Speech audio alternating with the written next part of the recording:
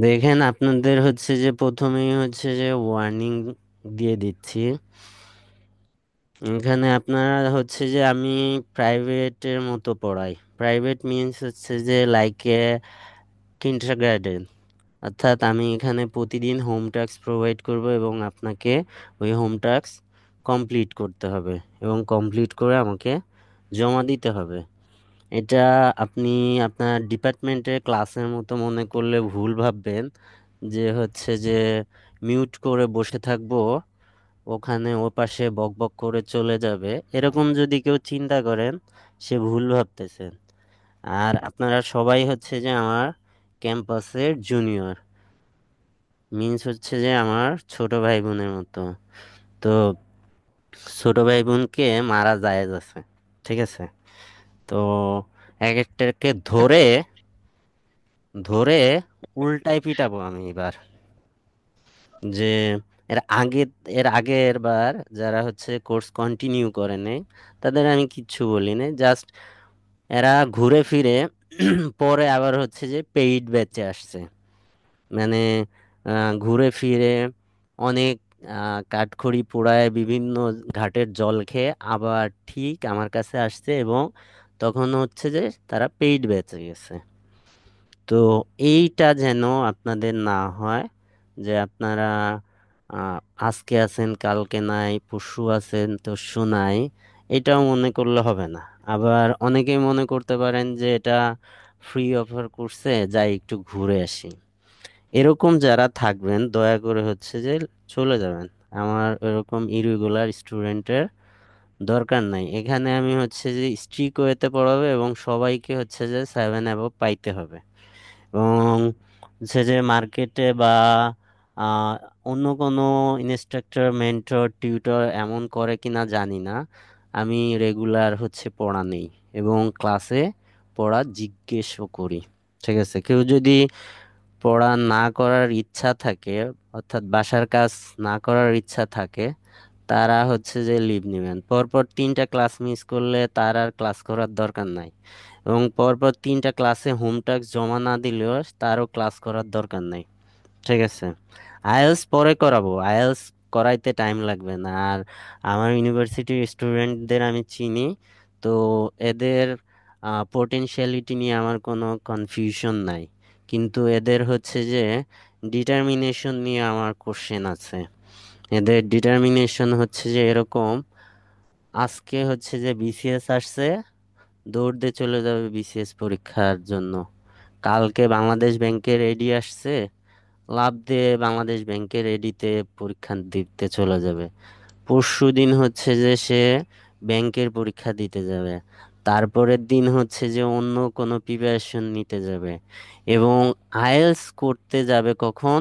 যখন 30 চলে যাবে, 30-এর কাছাকাছি চলে আসবে, যখন আর কোনো অপশন থাকবে না, তখন আসবে আইএলস করতে। তো এরকম কে কে আছে, এরকম হাত জাগান তো দেখি, কার কার হচ্ছে যে ফার্স্ট প্রায়োরিটি হ্যাঁ আমি চলে যাব। আর কে কে আছে যে এটা অপশনাল সামনে আসছে, এরকম যে আসছে সুযোগ করে নেই, এরকম কে কে আছেন দেখি হ্যান্ড রাইজ করেন তো।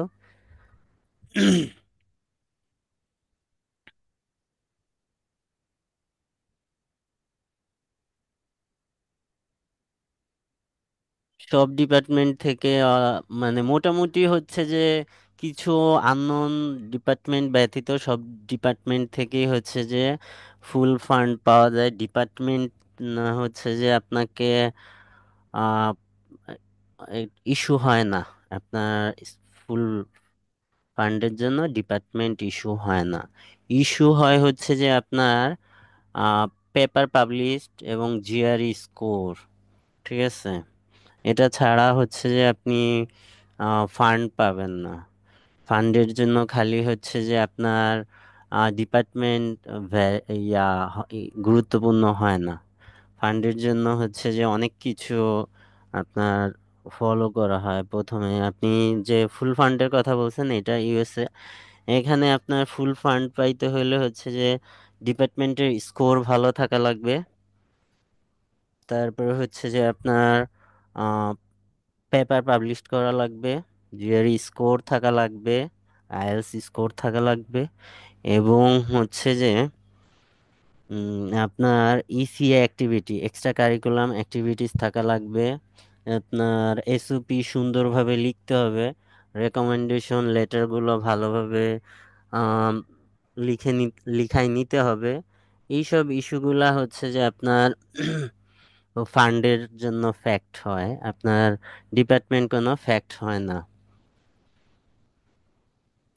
হ্যান্ড রাইজ করছেন, কোশ্চেন করবেন? আব্দুল মান্নান।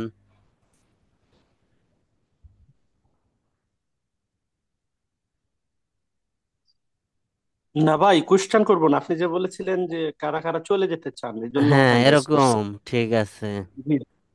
ঠিক আছে। এই জি ভাই। ইলিয়াস, এমডি ইলিয়াস, আপনার এই যে ইয়াটা বন্ধ করেন, এই যে এখান থেকে, এই যে এখানে ক্লিক করলে বন্ধ হয়ে যাবে।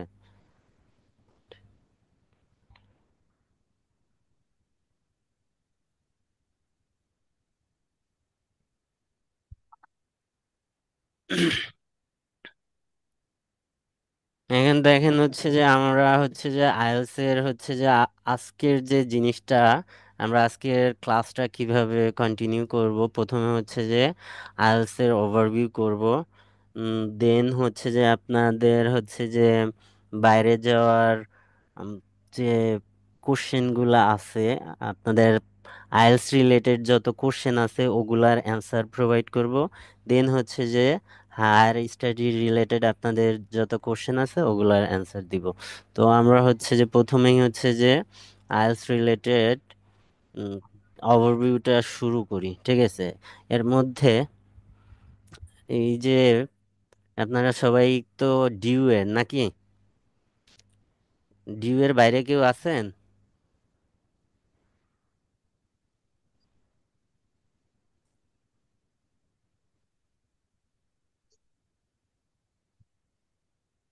নাই। তো হচ্ছে যে দু একজন রেসপন্স করবেন আমার কথার হ্যাঁ, কোশ্চেন আমার করলে। আমার কয়েকটা ফ্রেন্ডকে ডিওর বাইরে, কিন্তু ওনাদেরকে আমি অ্যাড করছি। এটা কি সমস্যা হবে? উম, এটা আপনি ভুল করছেন, এটা করা উচিত হয়নি। ঠিক আছে, এটা তো হচ্ছে যে আমি ডিউ এর জন্য হচ্ছে যে না, অফার বললে আমি করছি। আবার বের করে দিতে পারি। না না, বের করার দরকার নাই, যেটা করছেন সেটা করছেন, কিন্তু আর করার কেউ করবেন না, ঠিক আছে? ওকে ওকে ওকে, ঠিক আছে। এখন যে জন্য এই প্রশ্নটা করলাম, এই যে যে আমি হচ্ছে যে জুমে ক্লাস নিচ্ছি, তো আপনাদের এই যে এখান থেকে আইনে এই যে এটা দেখ অনেকেই হচ্ছে যে ক্রস আসবে, বা হচ্ছে যে আমার ক্লাসের মধ্যে এই যে এটা এইভাবে কাটাকাটি করবে, এগুলা ঠিক না। ঠিক আছে? তো আপনারা জুমে ক্লাস করে ইউজ টু না, যে আপনাদের এই যে এরকম আসতেছে এক একজনের, এই যে আইফোন, এই যে এরকম করলে তো আমার ক্লাস নিতে ডিস্টার্ব হবে, তো এরকম করা যাবে না। ভাই, এই অপশনটা আপনার ওই জায়গা থেকে অফ করে দেওয়া যায় আর কি, তখন পার্টিসিপেন্টরা করতে পারে না। অপশনটা আপনার ওইখান থেকে অফ করে দিলে আশা করি সমস্যার সমাধান হয়ে যাবে।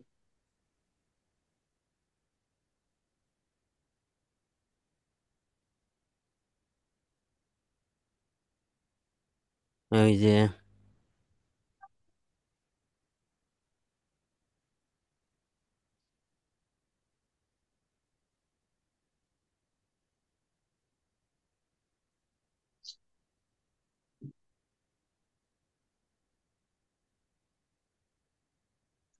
আচ্ছা, দেখেন অ্যাক্রোনিম ওয়ার্ডস কি বলেন তো?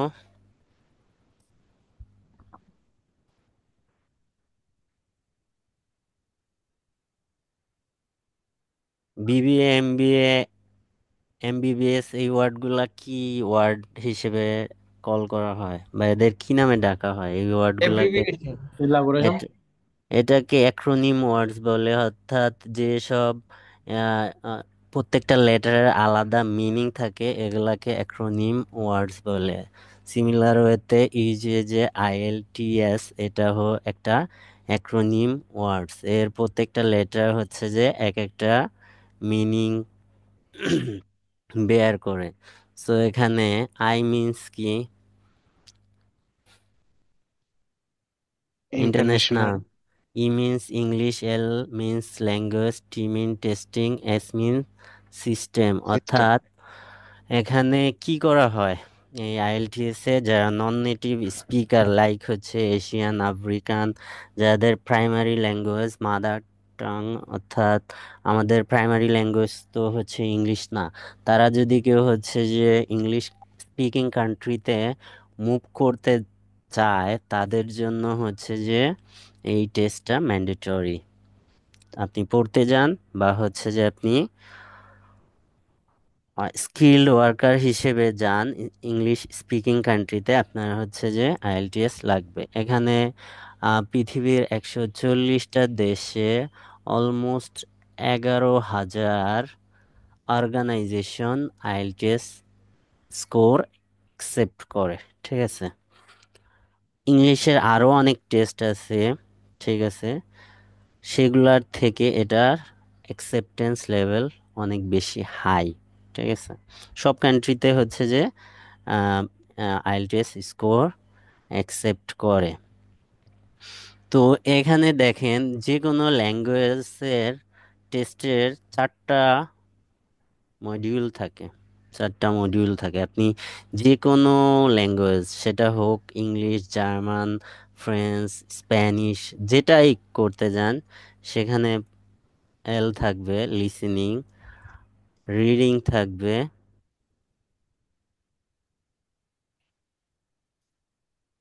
ওখানে রাইটিং থাকবে, ওখানে স্পিকিং থাকবে। অর্থাৎ যে কোনো ভাষার পরীক্ষা আপনি দিতে যান, সেখানে এই 4টা জিনিস থাকবে। ঠিক আছে, এই 4টা জিনিস থাকবে।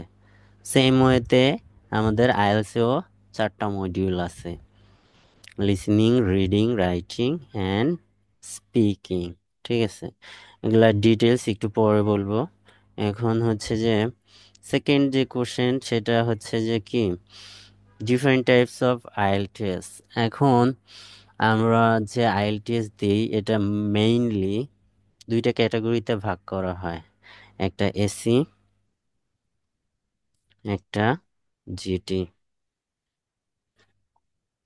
একটা এসি, একটা জিটি, একাডেমিক আইএলটিএস এবং জেনারেল ট্রেনিং আইএলটিএস। এসি কাদের জন্য আর জিটি কাদের জন্য? যারা হচ্ছে যে হায়ার স্টাডির জন্য বাইরে যেতে ইচ্ছুক, তাদের জন্য হচ্ছে যে একাডেমিক অর এসি। যারা হচ্ছে স্কিল ভিসায়, অর্থাৎ জব নিয়ে বাইরে যেতে ইচ্ছুক, তাদের জন্য জিটি। আশা করি এখানে সবাই একাডেমিক, সো জিটি নিয়ে খুব বেশি ডিটেলস আমার বলা লাগবে না। তো তারপরে হচ্ছে যে এখানে অনেকেই থাকতে পারে যে হচ্ছে যে যে টিচিং প্রফেশনে ক্যারিয়ার করতে চায়, অর্থাৎ ইনস্ট্রাক্টর হিসেবে ট্রেন নিতে চাচ্ছে, তাদের জন্য হচ্ছে যে এরকম কেউ যদি থাকেন যে হ্যাঁ, আমি মানে টিচিং করব, এই দিকে প্রফেশনে যাব, তাহলে হচ্ছে যে আপনি আমাকে পার্সোনালি নক দিয়েন, তো আপনার প্রতি ওই ধরনের কেয়ার থাকবে। তো এখানে হচ্ছে যে একাডেমিক এবং জিটি দুইটাই, দুইটা প্রসেস। ভাইয়া আমার একটা কোশ্চেন ছিল ভাইয়া। হ্যাঁ বলেন। ধরে নেন আমি এসি করলাম, কিন্তু কোনো একটা জব, হঠাৎ করে কোনো একটা জব জব পার্সপেক্টিভ চলে আসলো, ওই সেক্ষেত্রে কি আমি এইটা এসি? হচ্ছে যে আমি কি বললাম, কোশ্চেন হচ্ছে যে আমি সবকিছু ডিসকাস করি, এরপরে হচ্ছে যে আপনারা কোশ্চেন করেন, আমি হচ্ছে যে এই অ্যান্সার দিয়ে দিব। তো এখন সো আপনি কোশ্চেন করার প্রয়োজনীয়তা নাই, আমি এটার অ্যান্সার সব আস্তে আস্তে দিচ্ছি। আমার অ্যান্সার বা ডিসকাশনের মধ্যে বাইরে এরপরে যদি কারো কোনো কনফিউশন থাকে, তখন কোশ্চেন করেন। ঠিক আছে, কেউ হচ্ছে যে জি ভাইয়া, একাডেমিক করে জিটি দিতে মানে হচ্ছে জব করতে যাইতে পারবেন না, কেউ জিটি করে পড়তে যাইতে পারবেন না, দুইটা ভিন্ন। ঠিক আছে, ভাইস ভার্সা করা যাবে না। এটা করে এটায় যাওয়া যাবে না, আর এটা করে এটায় যাওয়া যাবে না। যদি যাওয়া যাইতো তাহলে একটা টেস্টই রাখতো, এটা যাওয়া যায় না। ঠিক আছে, এই এসিজিটি ছাড়া হচ্ছে যে যারা হচ্ছে যে শুধু ইউকে যাবে, ইউনাইটেড কিংডম, তাদের জন্য স্পেশালি আর একটা আইএলস আছে, আইএলটিএস ইউকে ভিআই। এটা শুধু হচ্ছে যে ইউকে যাদের টার্গেট তাদের জন্য। ঠিক আছে, এখানে এটা এই ইউকে ভিআই দিয়ে অন্য কান্ট্রিতে যাওয়া যায় না। ইউকে ভিআই দিয়ে হচ্ছে যে আপনাকে ইউকেতেই যাইতে হবে। এই ইউকে ভিআইও হচ্ছে যে দুই ধরনের, একটা স্টাডি রিলেটেড আর একটা জব রিলেটেড। ঠিক আছে, এটা হচ্ছে যে টাইপস। এরপরে আসেন হচ্ছে যে আপনার প্রসেস, আপনি কিভাবে এক্সামটা দিতে চাচ্ছেন সেটার ভিত্তিতে আইএলটিএস দুইটা ক্যাটাগরিতে ভাগ করা যায়। দুইটা ক্যাটাগরিতে, একটা হচ্ছে পেপার বেস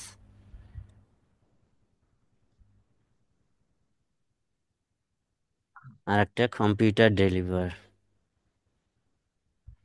ঠিক আছে, এই যে যে দুইটা, এই দুইটার হচ্ছে যে অ্যাসেসমেন্ট ক্রাইটেরিয়া এখানে কোনো ডিফারেন্স নেই। মিনস হচ্ছে যে আপনার মার্কিং, আপনার আহ, যে ইভালুয়েশন প্রসেসটা দুই জায়গা সেম। এই পেপার বেসড এবং কম্পিউটার বেসড দুই জায়গার ইভালুয়েশন বা অ্যাসেসমেন্ট সেম, মডিউলও সেম, পরীক্ষার question type, pattern, question paper বা হচ্ছে যে কোশ্চেনের ধরন সব সেম থাকে। শুধু ডিফারেন্সটা কি, পেপার বেসটা আপনাকে পুরাটা পেপারে দিতে হবে এক্সেপ্ট স্পিকিং, আর কম্পিউটার ডেলিভারিডে পুরাটাই কম্পিউটারে দিতে হবে। ডিফারেন্স কি, আপনি পেপার বেসড যখন দিবেন তখন হচ্ছে যে এটা যেদিন পরীক্ষা দিবেন ওইটার হচ্ছে যে 13 দিন পর রেজাল্ট দিবে। আর কম্পিউটার ডেলিভার্ড পরীক্ষার 48 থেকে 72 ঘন্টার মধ্যে, 72 আওয়ার্সের মধ্যে রেজাল্ট পাবলিশড হবে। আর একটা জিনিস হচ্ছে যে এটা একদিনেই 4টা মডিউল হয়ে যাবে। অর্থাৎ আপনার সিঙ্গেল সিটিংয়ে আপনি যাবেন পরীক্ষার সেন্টারে, একসাথে এই 4টা মডিউল হয়ে যাবে। অর্থাৎ যে 4টা মডিউল আছে, কি, listening, reading, writing, speaking, single সিটিংয়ে আপনার এক বসায় 4টা মডিউল হয়ে যাবে। দ্য আদার হ্যান্ড আপনি যদি পেপার বেজে যান তাহলে এটা একদিনে হচ্ছে যে লিসনিং, রিডিং, রাইটিং একসাথে হবে। এই যে যে পরীক্ষা, এইটার 2 দিন আগে আর 2 দিন পরে হচ্ছে যে স্পিকিংটা হবে। 2 দিন আগে বা পরে আইএলটিএসের স্পিকিংটা হবে পেপার বেসডের ক্ষেত্রে। আর কম্পিউটার ডেলিভারের ক্ষেত্রে ওই একই দিনে হবে। এখন কম্পিউটার ডেলিভারের আরেকটা সুবিধা হচ্ছে যে সিঙ্গেল মডিউল রিটেক। অর্থাৎ হচ্ছে যে এখানে 4টা মডিউল আছে, তো এই 4টা মডিউলের মধ্যে যদি আপনি কোনো একটা মডিউলে, লাইক ধরেন হচ্ছে যে আপনি স্পিকিংয়ে খারাপ করছেন, স্পিকিংয়ে আপনার ডিজায়ার্ড অর টার্গেটেড স্কোর 7, কিন্তু আপনি হচ্ছে যে পাইছেন 6। ঠিক আছে, আপনি এই শুধুমাত্র স্পিকিংটা এখানে রিটেক নিতে পারবেন। শুধুমাত্র speaking retake, single module retake নেয়ার অপশন এখানে আছে, কিন্তু পেপার বেসডে এই অপশন নাই। ঠিক আছে, পেপার বেসডে এই অপশন নাই। এখন যারা হচ্ছে টাইপিং স্পিড ভালো তারা যাবেন, এবং প্রিপারেশন একই টাইপের। কখন আপনি কম্পিউটার বেজে যাবেন আর কখন পেপার বেজে যাবেন এটা ডিপেন্ড করবে আপনার উপর, যে আপনি কত দ্রুত হচ্ছে যে টাইপ করতে পারেন, এটার উপর ডিপেন্ড করবে। ঠিক আছে, আর একটা ইস্যু হচ্ছে যে এখানে পেপার বেসড যে টেস্টটা, এই পেপার বেসড টেস্টে লিসেনিংয়ে 30 মিনিটস অডিও প্লে হওয়ার পর 10 minutes answer transfer time provide করা হয়। এই কম্পিউটার বেজে এই যে যে অ্যান্সার ট্রান্সফার টাইম, এই টাইমটা নাই কম্পিউটার বেজে। এখানে অ্যান্সার শোনার সাথে সাথেই হচ্ছে যে লিখে নিতে হয়, কিন্তু এখানে হচ্ছে যে কোশ্চেন পেপার থাকে, কোশ্চেন পেপারে অ্যান্সার লেখা লাগে, দেন ওইটাকে এই যে 10 মিনিটস টাইম প্রোভাইড করে তখন আপনি অ্যান্সার ট্রান্সফার করবেন। ঠিক আছে, এখানে এই টাইমটা প্রোভাইড করা হয় না, এখানে মাত্র 1 or 2 মিনিটস টাইম আপনাকে প্রোভাইড করা হয় চেক করার জন্য। ঠিক আছে, সো যাদের টাইপিং স্পিড ভালো তারা হচ্ছে যে কম্পিউটার বেজে যাবেন, আর যাদের টাইপিং স্পিড কম্পিউটার স্কিল কম তারা পেপার বেজে যাবেন। এখন যারা হচ্ছে যে কম্পিউটার বেজে যাবেন তারা হচ্ছে যে রেজিস্ট্রেশন করার আগে প্রিপারেশন নেওয়ার পরে, প্রিপারেশন সেম, কারণ আহ, কোনো এরকম না যে এখানে এক্সট্রা টাইপের কোশ্চেন আছে এখানে অন্য টাইপের কোশ্চেন হয়, এরকম না। কোশ্চেন প্যাটার্ন, অ্যাসেসমেন্ট ক্রাইটেরিয়া সব সেম। কিন্তু এখানে হচ্ছে যে আপনি প্রিপারেশন যখন নেবেন, যেহেতু সব সেম, তো আপনার প্রিপারেশন নেওয়ার পর হচ্ছে যে আপনি কম্পিউটার ডেলিভারে একটা মক দিলেন সেন্টারে গিয়ে। যদি আপনি মনে করেন যে আপনি অ্যাভেল, দেন হচ্ছে যে আপনি এখানে রেজিস্ট্রেশন করতে পারেন। কারণ আপনি যদি একবার কম্পিউটার বেস রেজিস্ট্রেশন করেন তাহলে আপনি এটাকে কনভার্ট করতে পারবেন না পেপার বেস। ঠিক আছে? সো দেখে বুঝে শুনে রেজিস্ট্রেশন করবেন, কারণ এখানে রেজিস্ট্রেশন ফি 25,000 টাকা, বড় একটা অ্যামাউন্ট। ঠিক আছে? সো ডিসিশনটা ভেবে চিন্তে নেবেন।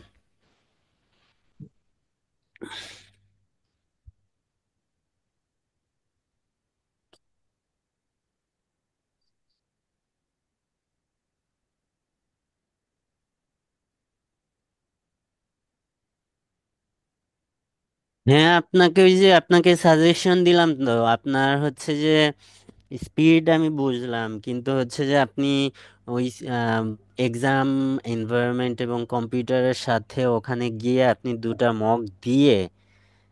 মক দিতে 1,000 টাকা লাগবে। দুইটা মক কম্পিউটার বেস মক দিবেন, দুইটা মক দিয়ে আপনার স্কোর যদি স্যাটিসফ্যাক্টরি হয় তখন আপনি হচ্ছে যাবেন, আদারওয়াইজ যাবেন না।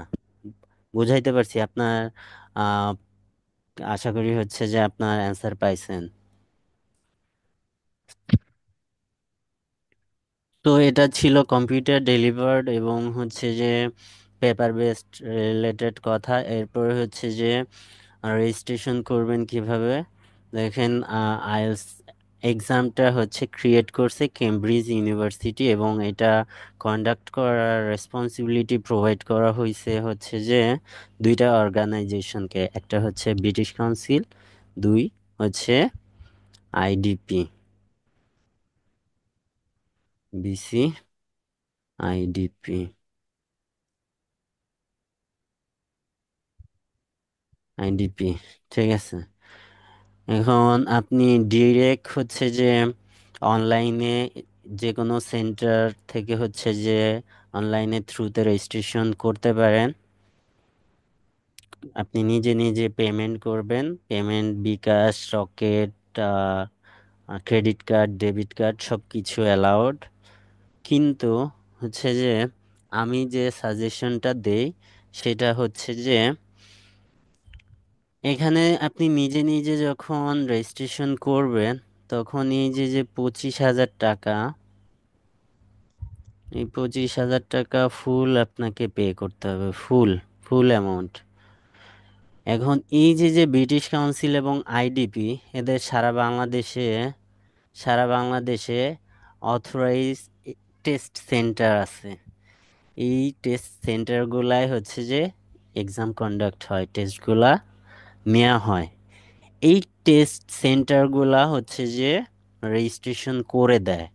আপনি ওরা একটা কমিশন পায়, রেজিস্ট্রেশন করে দিলে ওরা কমিশন পায়। ঠিক আছে? এখন এই যে সেন্টারগুলা, এই যে কমিশনের জন্য ওরা হচ্ছে যে বিভিন্ন অফার দেয়, লাইক হচ্ছে যে দুইটা বা তিনটা মক ফ্রি দেয়, দুইটা বা তিনটা মক ফ্রি দেয়। এখন আপনি যদি হচ্ছে যে নিজে একা সেলফ রেজিস্ট্রেশন করলে এই ফুল অ্যামাউন্ট টাকা দিতে হবে। এখন আপনি যে সেন্টারে পরীক্ষা দিবেন, এক্সাম এনভায়রনমেন্ট জানার জন্য আপনার অবশ্যই ওখানে মিনিমাম হইলে দুইটা মক দিতে হবে। মিনিমাম হইলো ওই এক্সাম এনভায়রনমেন্ট সম্বন্ধে জানতে হলে আপনার মিনিমাম হইলো দুইটা মক দিতে হবে। সো আপনাকে হচ্ছে যে ওখানে মক দিতে হবে। এখন আপনি নিজে সেলফ রেজিস্ট্রেশন করলেন, এখানে 25,000 টাকা। আবার এই যে দুইটা মক, ভালো সেন্টারগুলোর মক 1500 টাকার নিচে নাই। ভালো ভালো যেসব সেন্টার তাদের মক এক কোনো সব থেকে ভালো সেন্ট্রাল লুমিনেস, এদের একটা মক 1500 টাকা, একটা পয়সা কম নিবে না। ঠিক আছে, এখন আপনি এখানে 25,000 টাকা দিবেন, আবার এই যে যে মক কিনবেন, 3,000 টাকা আবার এক্সট্রা আপনার দেয়া লাগবে। ঠিক আছে, 3,000 টাকা এক্সট্রা যাবে।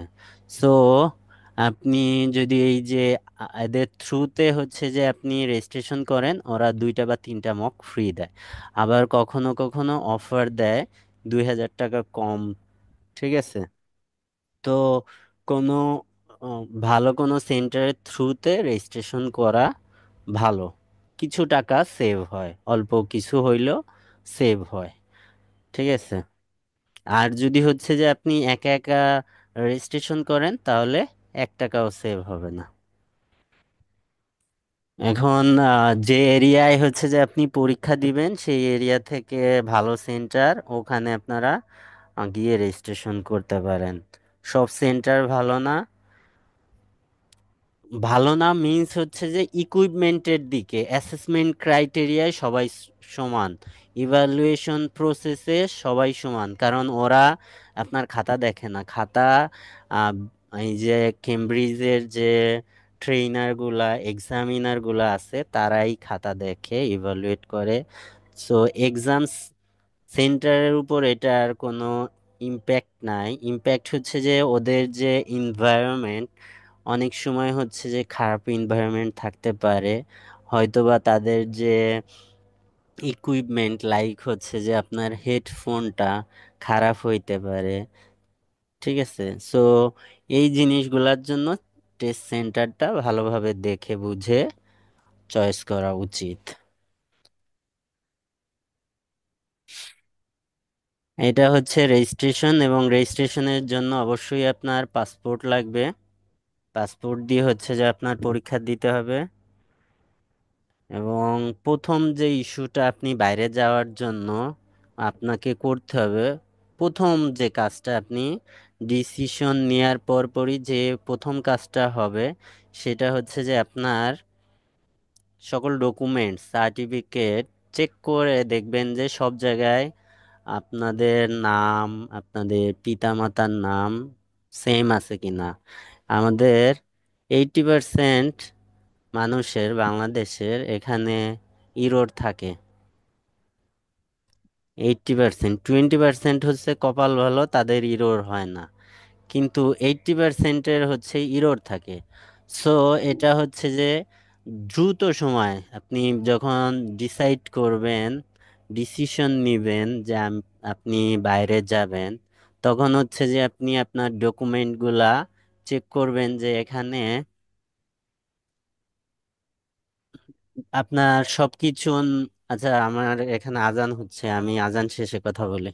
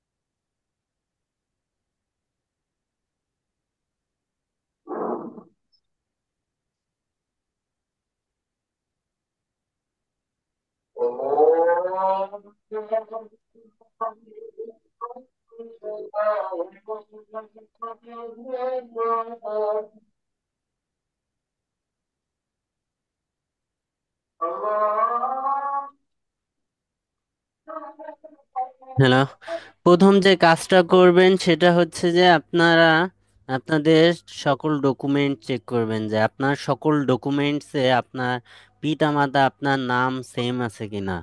এটা যদি সেম থাকে দেন গো ফর ইওর পাসপোর্ট। ঠিক আছে, এগুলা চেক করে তারপরে হচ্ছে পাসপোর্ট করতে যাবেন, এগুলা চেক না করে পাসপোর্ট করতে যাবেন না।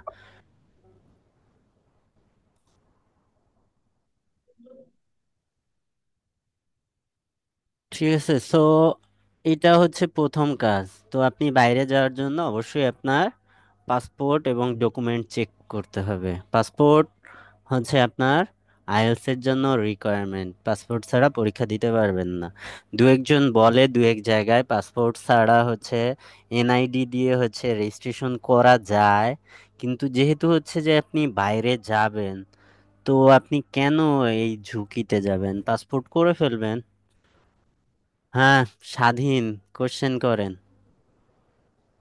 ভাইয়া হচ্ছিল আমি, আসসালামু আলাইকুম ভাই, আমি পাসপোর্ট করছি বুঝছেন, কিন্তু আমার সকল সার্টিফিকেট এবং আমার পাসপোর্ট ভোটার আইডি কার্ড সব জায়গায় আমার আম্মুর নাম আহ, নাজমুন নাহার কাজল দেওয়া আছে, বাট ওনার পাস ইয়াতে ভোটার আইডি কার্ডে ওইখানে শুধু কাজল বেগম দেওয়া আছে। এই একটা ডিফারেন্ট আছে, এটার কি আমি সমাধান ডিফারেন্স? কি করতে পারি?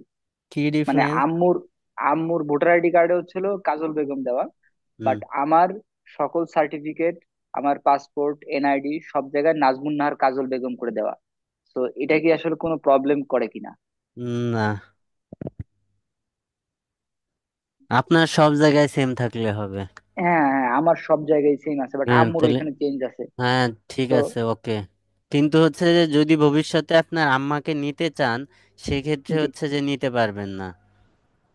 ওকে, মানে তখন প্রবলেম না, না ওইটা তাইলে প্রবলেম করতে পারে, তাছাড়া কোনো প্রবলেম করার মানে ইয়া নেই না, নাকি? না। ঠিক আছে, থ্যাংক ইউ। ওয়েলকাম। এরপর তানবীর, বলেন।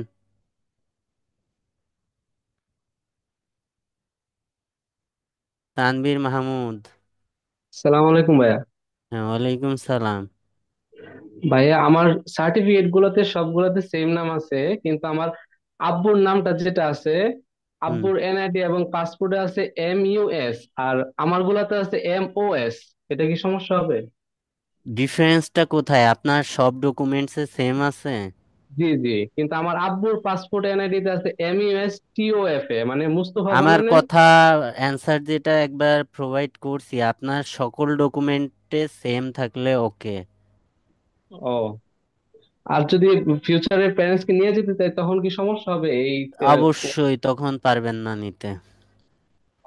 থ্যাংক ইউ ভাইয়া। ওকে।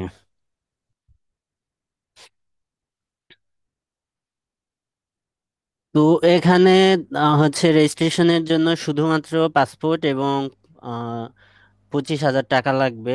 এটা পে করবেন কিভাবে বললাম তো। আপনি নিজে সেলফ রেজিস্ট্রেশন করলে অনলাইনের থ্রুতে পে করতে পারেন, ব্যাংকের থ্রুতে পে করতে পারেন, বা হচ্ছে, আর যদি হচ্ছে যে এই যে অথরাইজ টেস্ট সেন্টারের থ্রুতে পে করেন, ওদের কাছে টাকা নিয়ে গেলে ওরা হচ্ছে পে করে দেয়। তবে আপনাদের একটা ইস্যু বলে রাখি, ভয় পাওয়ার কিছু নাই। ওরা হচ্ছে যে আপনি যেদিন রেজিস্ট্রেশন করবেন টাকা দিয়ে আসলেন, তো ওরা ওই দিনই পে করে না, পে করবে না। ওরা হচ্ছে যে ব্রিটিশ কাউন্সিলে একবারে অনেকগুলা অ্যাপ্লিকেন্টের টাকা পে করে। তো এই টাইমে হচ্ছে যে আপনার পেমেন্ট ডেট ফেইল দেখায়। তো এটা নিয়ে ভয় পাওয়ার কিছু নাই, ওরা হচ্ছে যে ওইটা পরে একবারে পে করে দেয়, ওটা নিয়ে প্রবলেম হয় না। ঠিক আছে, সো এরকম একটা ইমেল দেখবেন যে আপনার পেমেন্ট ডেট ফেল দেখাচ্ছে, কিন্তু এটা আসলে কিছু না, ওরা হচ্ছে যে একবারে একসাথে গিয়ে ওরা অনেক পে করে। ঠিক আছে, তো একজন একজন করে পে করে না।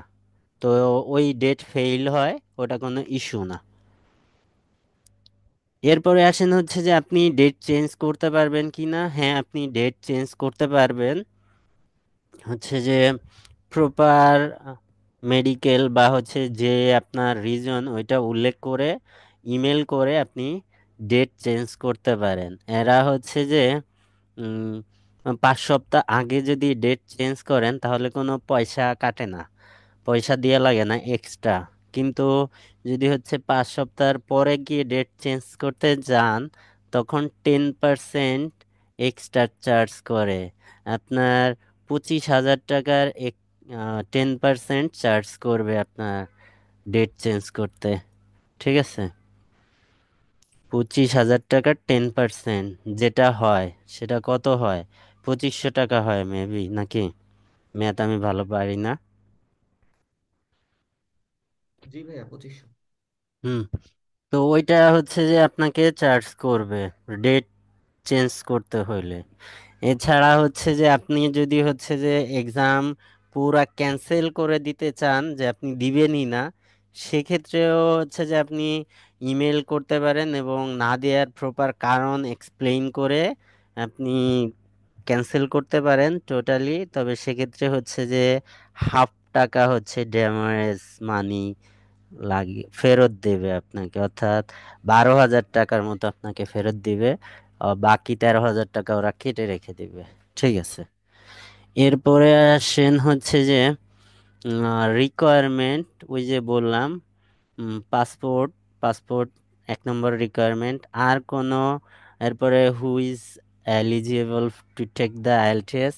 এই কোশ্চেনে হচ্ছে যে এখানে কোনো এডুকেশনাল রিকোয়ারমেন্ট নাই যে অমুককে বিবিএ পাশ করতে হবে, এসএসসি ইন্টার, এই টাইপের কোনো রিকোয়ারমেন্ট নাই। যে কেউ পরীক্ষা দিতে পারবে, তবে তার বয়সটা 16+ হইতে হবে। ঠিক আছে, এজ রেস্ট্রিকশন আছে, 16-এর নিচে কেউ দিতে পারবে না, 16-এর উপরে দিতে হবে। বুঝাইতে পারছি? আর কোনো রিকোয়ারমেন্ট নাই, SSC inter, BBA MBA, honours masters, এইরকম কোনো রিকোয়ারমেন্ট নাই, যে কেউ পরীক্ষা দিতে পারবে।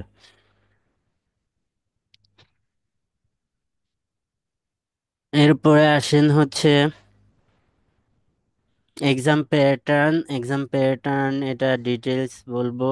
আইডিয়াল স্কোর হচ্ছে যে 6.5 হচ্ছে যে এটা হইলে পৃথিবীর যে কোনো দেশে যাওয়া যায়। তবে ফান্ড স্কলারশিপ এটার জন্য হচ্ছে 7, 7 অ্যাবোভ, 7, 7 অ্যাবোভ, 7.5 স্ট্যান্ডার্ড ধরা হয় ফান্ড বা স্কলারশিপের জন্য। ঠিক আছে, এটার জন্য 7.5 ধরা হয়। তবে এটা ফান্ড পাওয়ার কোনো ক্রাইটেরিয়া না, এটা রিকোয়ারমেন্ট, অ্যাপ্লাই রিকোয়ারমেন্ট। ফান্ড পাওয়ার বা স্কলারশিপের রিকোয়ারমেন্টগুলো হচ্ছে যে আপনার রেজাল্ট, পেপার, তারপরে হচ্ছে যে আপনার ইসিএ, তারপরে এসওপি, তারপরে রেকমেন্ডেশন লেটার, এইগুলা হচ্ছে যে আপনার ফান্ডের রিকোয়ারমেন্ট। আর এটা হচ্ছে যে হুম, আপনার এন্ট্রি রিকোয়ারমেন্ট, এটা একটা ল্যাঙ্গুয়েজ রিকোয়ারমেন্ট। এটা স্কলারশিপের কোনো ক্রাইটেরিয়ার মধ্যে পড়ে না। আইএলস, আপনার ফান্ডের জন্য জিআরই, এগুলা হচ্ছে যে ফান্ডের রিকোয়ারমেন্ট, আপনার আইএলস ফান্ডের রিকোয়ারমেন্ট না। স্কলারশিপের সাথে ডিরেক্ট কোনো আইএলসের কানেকশন নাই, তবে এটা হচ্ছে যে ল্যাঙ্গুয়েজ রিকোয়ারমেন্ট, এটা ল্যাঙ্গুয়েজ রিকোয়ারমেন্ট। বুঝাইতে পারছি? এটা স্কলারশিপ রিকোয়ারমেন্ট না।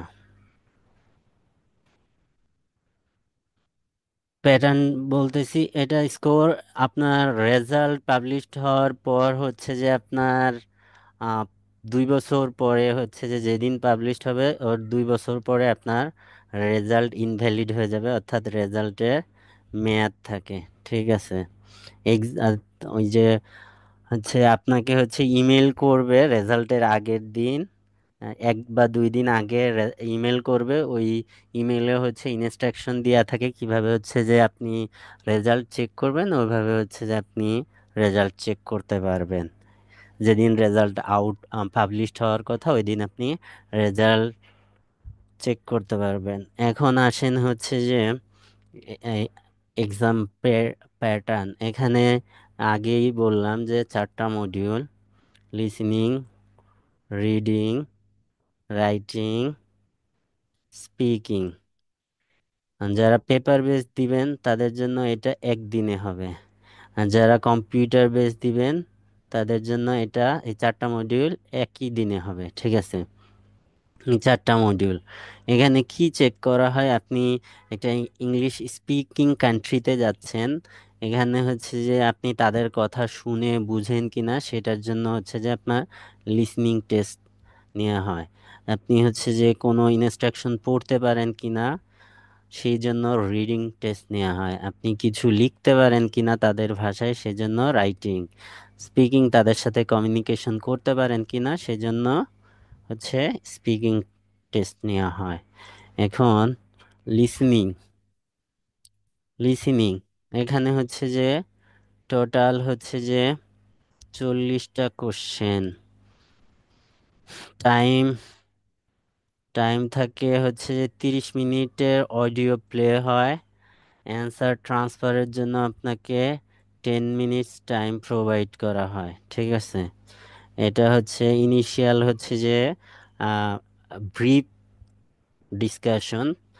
এখানে হচ্ছে 9 ধরনের কোশ্চেন থাকে, ঠিক আছে, কোশ্চেন প্যাটার্ন। এখানে 4টা সেকশন থাকে। সেকশন বা পার্ট যেটাই বলেন, 4টা পার্ট, অর্থাৎ কোশ্চেন 1 to 10 হচ্ছে সেকশন বা পার্ট 1, সেকশন 1। তারপর হচ্ছে যে 11 to 20 section 2, 21 to 30 section 3, 31-40 section 4, ঠিক আছে। এটা হচ্ছে যে একাডেমিক এবং জিটি সবার জন্য সেম লিসনিং টেস্ট থাকে। এখানে হচ্ছে যে আহ, প্রথমে 1 থেকে 5 বা 1 থেকে 6 একটা ব্রেক থাকে, তারপরে 6 থেকে 10, 10 শেষ হওয়ার পর আরেকটা ব্রেক থাকে, এরপরে হচ্ছে 10 থেকে 15 ব্রেক হবে 14 সেকেন্ডের। দেন হচ্ছে যে আপনার আবার অডিও প্লে হবে কোশ্চেন, তখন 16 থেকে 20, 20-এ যাওয়ার পর আবার 14 সেকেন্ডের ব্রেক। দেন হচ্ছে যে আপনার 21 থেকে 25, 25 যাওয়ার পর আবার 14 সেকেন্ডের ব্রেক। দেন হচ্ছে যে 26 to 30, then break. Then they will play 7 or 8 minute audio in a single go. Section 4-এ কোনো ব্রেক নাই। সেকশন 3 পর্যন্ত ব্রেক আছে, সেকশন 4-এ কোনো ব্রেক নাই। এখানে টোটাল 40 কোশ্চেন। এখানে হাফ হাফ হচ্ছে, হাফ অবজেক্টিভ টাইপের, অর্থাৎ এবিসি অ্যান্সার লেটার চুজ করা লাগে, এবিসি অ্যান্সার।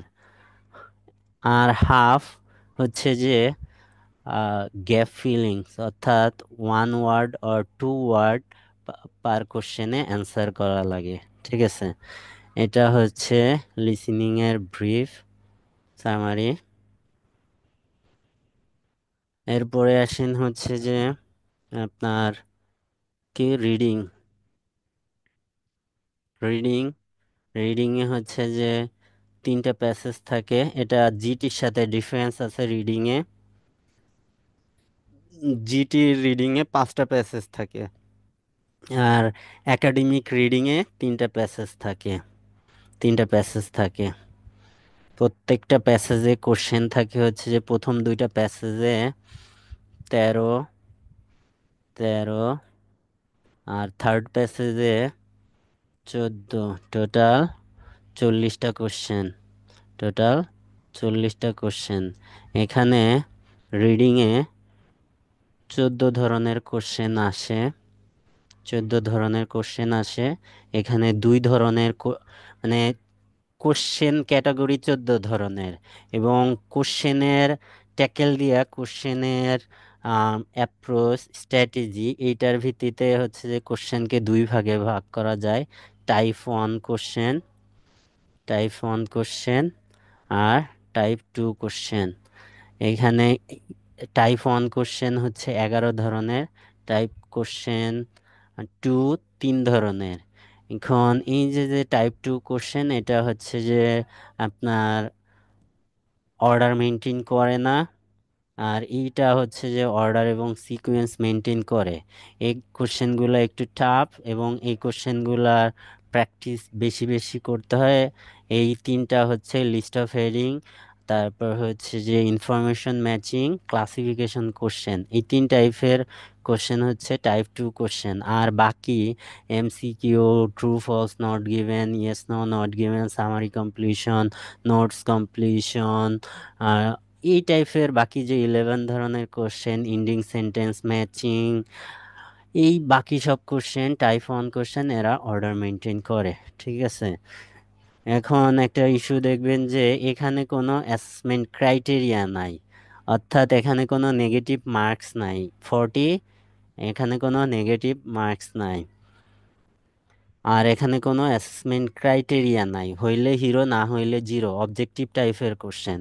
এখানে মাঝামাঝি কোনো ইয়া নাই। কিন্তু বাকি যে দুইটা মডিউল আছে, রাইটিং এবং স্পিকিং, এখানে হচ্ছে যে চারটা করে, এখানেও চারটা ক্রাইটেরিয়া অ্যাসেস করার, এখানেও চারটা ক্রাইটেরিয়া অ্যাসেস করার। সো আপনাকে দেখবেন যে যারা হচ্ছে যে উম, ভালো স্কোর করে, দেখবেন তাদের সবার হচ্ছে যে রিডিং এবং লিসেনিংয়ে 8-এর উপর থাকে। ঠিক আছে, ওখানে সবাই, কারণ ওখানে অ্যাসেস করার কেউ নাই। যেমন হচ্ছে যে আপনার রাইটিংয়ের রাইটিংয়ের অ্যাসেসমেন্ট ক্রাইটেরিয়াগুলো হচ্ছে, এক হচ্ছে যে টাস্ক অ্যাচিভমেন্ট। রাইটিংয়ে হচ্ছে যে আপনার, আমি বলি আলাদা করেই বলি, রাইটিংয়ে হচ্ছে যে দুইটা টাস্ক থাকে, task one, task one, task two. ঠিক আছে, টাস্ক ওয়ানে হচ্ছে যে 150 ওয়ার্ডের একটা রিপোর্ট মিনিমাম, আপনি 150 ওয়ার্ডে মিনিমাম, এর নিচে ওয়ার্ড কাউন্ট হইলে আপনাকে মার্কিং পেনাল্টি করা হবে, কিন্তু এর উপরে লিখতে হবে, এবং উপরের রেঞ্জটা হচ্ছে যে 180 পর্যন্ত, 170 হচ্ছে perfect ideal answer. So task one, এখানে হচ্ছে একটা রিপোর্ট রাইটিং আসে এবং রিপোর্টটা লিখতে হয় হচ্ছে ডায়াগ্রাম থেকে। ডায়াগ্রাম মিন্স হচ্ছে যে আপনার ডিপিক্ট পিকচার, অর্থাৎ পিকচার থাকবে, মিন্স হচ্ছে যে আপনাকে ওখানে গ্রাফ থাকবে, line graph, pie chart, bar chart, map, তারপরে হচ্ছে যে প্রসেস, টেবিল, এগুলা থেকে হচ্ছে যে 150 ওয়ার্ডের রিপোর্ট লেখা লাগবে। এটার চারটা ক্রাইটেরিয়া, চারটা ক্রাইটেরিয়া হচ্ছে যে, এক,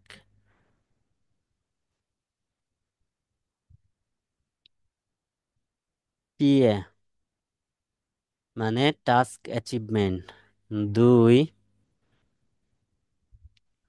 সিসি, সিসি মিন্স হচ্ছে কোহেরেন্স অ্যান্ড কোহেশন, তিন, এলআর, এল আর অর্থাৎ লেক্সিক্যাল রিসোর্স, চার, GRA, G R A grammatical range and accuracy. এই চারটা অ্যাসেসমেন্ট ক্রাইটেরিয়ার ভিত্তিতে হচ্ছে যে আপনাকে মার্ক প্রোভাইড করা হবে, প্রত্যেকটায় 25% করে। কোনো একটা ইস্যু আপনি শো না করতে পারলে ওইটার 25% থেকে ডিডাক্ট হবে প্রত্যেকটায়। ঠিক আছে, 25% করে, 25% করে।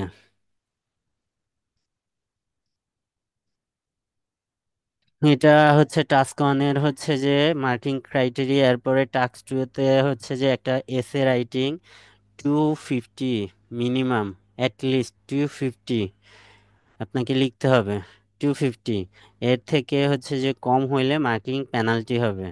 সো আপনাকে 250 এসে লিখতে হবে। এবং অ্যাসেসমেন্ট ক্রাইটেরিয়া, এটার হচ্ছে যে এই এই যে যে লাস্টের তিনটা, এই তিনটা সেম থাকে এসের জন্য। এই এসের জন্য এই লাস্টের তিনটা সেম থাকে, অর্থাৎ coherence and cohesion, lexical resource, grammatical range and accuracy, এই তিনটা সেম থাকে।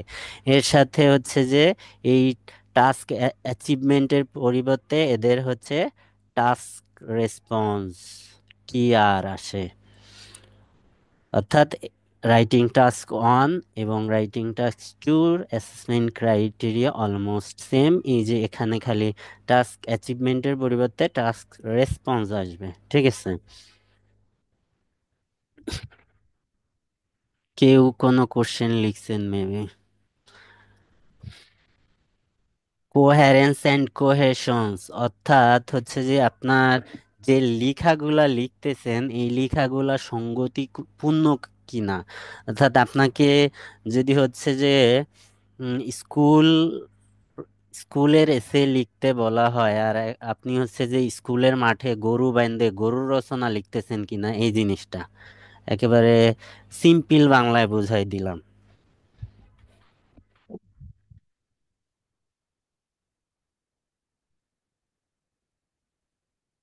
সঙ্গতিপূর্ণ কথা বলতেছেন কিনা, ঠিক আছে। এটা হচ্ছে যে আপনার রাইটিং। আর স্পিকিং আসেন, স্পিকিং এ হচ্ছে যে আপনার চারটা অ্যাসেসমেন্ট ক্রাইটেরিয়া, স্পিকিংও চারটা স্পিকিংয়েও চারটা অ্যাসেসমেন্ট ক্রাইটেরিয়া। প্রথমে হচ্ছে যে প্রোনাউন্সিয়েশন, প্রোনাউন্সিয়েশন 2। প্রোনাউন্সিয়েশন আর অ্যাকসেন্ট কিন্তু ডিফারেন্ট ইস্যু, একটা অ্যাকসেন্ট ডিফারেন্ট হইতে পারে, Indian accent, Bengali accent, American accent, British accent, Australian accent, এটা অ্যাকসেন্ট ডিফারেন্ট হইতে পারে, কিন্তু একটা লেটার বা ওয়ার্ডের কারেক্ট প্রোনাউন্সিয়েশন আছে, ওই প্রোনাউন্সিয়েশনটা কারেক্ট হইতে হবে। সো সেটার উপর হচ্ছে 25% মার্কস। 2 হচ্ছে যে আপনার এলআর, এলআর অর্থাৎ লেক্সিক্যাল রিসোর্স 25%, অর্থাৎ আপনার ভোকাবুলারি রেঞ্জ কি পরিমাণ ইউজ করতেছেন সেটার উপর। 3 হচ্ছে যে আপনার fluency, FC, fluency and coherence, fluency and coherence 25%, অর্থাৎ এখানে আপনি সঙ্গতিপূর্ণ কথা এবং কথার মাঝে নর্মাল স্ট্যান্ডার্ড যে গ্যাপ তার থেকে বেশি গ্যাপ নিচ্ছেন কিনা, বা হচ্ছে যে আপনি আমতা আমতা করতেছেন কিনা, এই টাইপের করতেছেন কিনা, ওইটা মিন্স হচ্ছে ফ্লুয়েন্সি। 4 হচ্ছে GRA, GRA grammatical range and accuracy 25%। এবং স্পিকিংয়ে হচ্ছে 3টা পার্ট থাকে, একটা part 1, part 1, part 2, part 3, part 3। এখানে হচ্ছে যে আপনার ডেইলি অ্যাক্টিভিটিস, আপনার পার্সোনাল লাইফ এবং আপনার personal daily life activities related question করা হয়, এখানে একটা কিউ কার্ড প্রোভাইড করা হয়, এখানে ডিসকাশন করা হয়। এখন এটা হচ্ছে যে আইএলটিএসের শর্ট ব্রিফ সামারি। এবার আপনাদের মনে কোনো কোশ্চেন থাকলে সেটা করতে পারেন।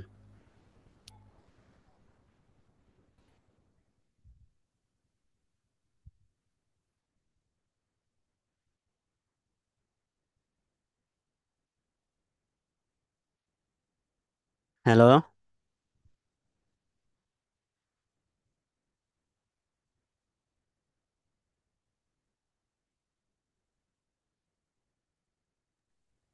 ভাইয়া একটা কোশ্চেন করতে চাচ্ছিলাম। জি। সেটা হচ্ছে যে অনেকে তো অনার্স করার পরপরই চলে যায়, অনেকে মাস্টার্স শেষের পরে যায়। এখন কারো যদি মনে হয় যে মাস্টার্স শেষ আমার 4-5 বছর অলরেডি হয়ে গিয়েছে, এখন আমি হচ্ছে প্রিপারেশন নিয়ে যাব, মানে যদি এত বড় একটা গ্যাপ পড়ে স্টাডির সাথে, সেক্ষেত্রে স্কলারশিপ পাওয়া বা যাওয়া এই বিষয়ে কোনো সমস্যা আছে কিনা? এত বড় গ্যাপে স্কলারশিপে মানে প্রোভাইড করতে প্রবলেম হয়। এখন এটা হচ্ছে যে আপনি কিভাবে এক্সপ্লেইন করবেন সেটার উপর ডিপেন্ড করবে। আপনি যদি নিজেকে ডিফেন্ড করতে পারেন এটা ইস্যু না, ডিফেন্ড না করতে পারলে সে আপনাকে ঢুসুম দিয়ে ফেলাই দেবে। বুঝাইতে পারছি? অর্থাৎ হ্যাঁ, আপনি জিনিসটা হচ্ছে, যদি এরকম হয় যে আমি অলরেডি একটা টিচিং প্রফেশনে হ্যাঁ ততদিনে অ্যাড আছি, হ্যাঁ আমি হ্যাঁ, দিচ্ছি। ঠিক আছে, ওইটা প্রবলেম হবে না। আপনি এটাকে স্টাডি গ্যাপ বলে না, এটা আপনার এক্সপেরিয়েন্স, এটা এক্সপেরিয়েন্স হিসেবে কাউন্ট হবে। বুঝাইতে পারছি? সেক্ষেত্রে এই দেশে যদি আমি টিচিং প্রফেশনে অ্যাড থাকি, সেটা কি আমার কোনো মানে বেনিফিট অ্যাড করবে কিনা? অবশ্যই বেনিফিট অ্যাড করবে, এবং বড় করে লিখবেন মেন্টরশিপ। ইভেন কেউ যদি টিউশনি করে সেটাও সিভিতে সে টিউটরশিপ, মেন্টরশিপ হিসেবে সিভিতে অ্যাড করতে পারবে।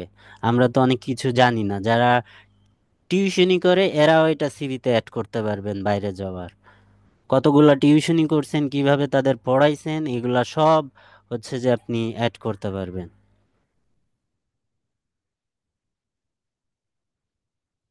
আচ্ছা, দেখেন ক্লাসে বসে হোয়াটসঅ্যাপে মেসেজে কোশ্চেন করতেছে, কথা বলতে সমস্যা কেমন?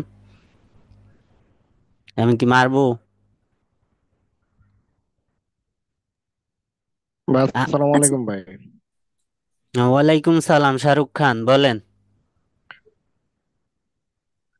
জি ভাই, আমরা যারা মানবিক থেকে হচ্ছে ভাই মানে বাইরে মাস্টার্স করতে চাচ্ছি আর কি ভাই, হুম, তাদের জন্য কোন ধরনের সাবজেক্ট নিয়ে তো ওইখানে পড়াশোনা করলে ভালো হয় আর কি ভাই, ওইটা যদি আপনার একটু বলতেন। সাবজেক্ট রিলেটেড ফান্ড পাইতে হলে সাবজেক্ট রিলেটেড ইস্যুতে মাস্টার্স করতে যাইতে হয়।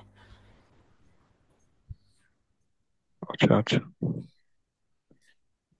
আচ্ছা ভাইয়া, আমি একটা কোশ্চেন করতে চাচ্ছি, সেটা হচ্ছে যদি এক্সট্রা কারিকুলার অ্যাক্টিভিটিস গুলো যে লাগে, এটার জন্য আসলে কি টাইপ এক্সট্রা কারিকুলার অ্যাক্টিভিটিস এটা থাকে? হচ্ছে যে আপনি স্পোর্টস, ডিবেট, তারপরে হচ্ছে যে এই যে ভলেন্টিয়ারিং, যে কোনো ড্যান্সিং, সিঙ্গিং, এই সব কিছু।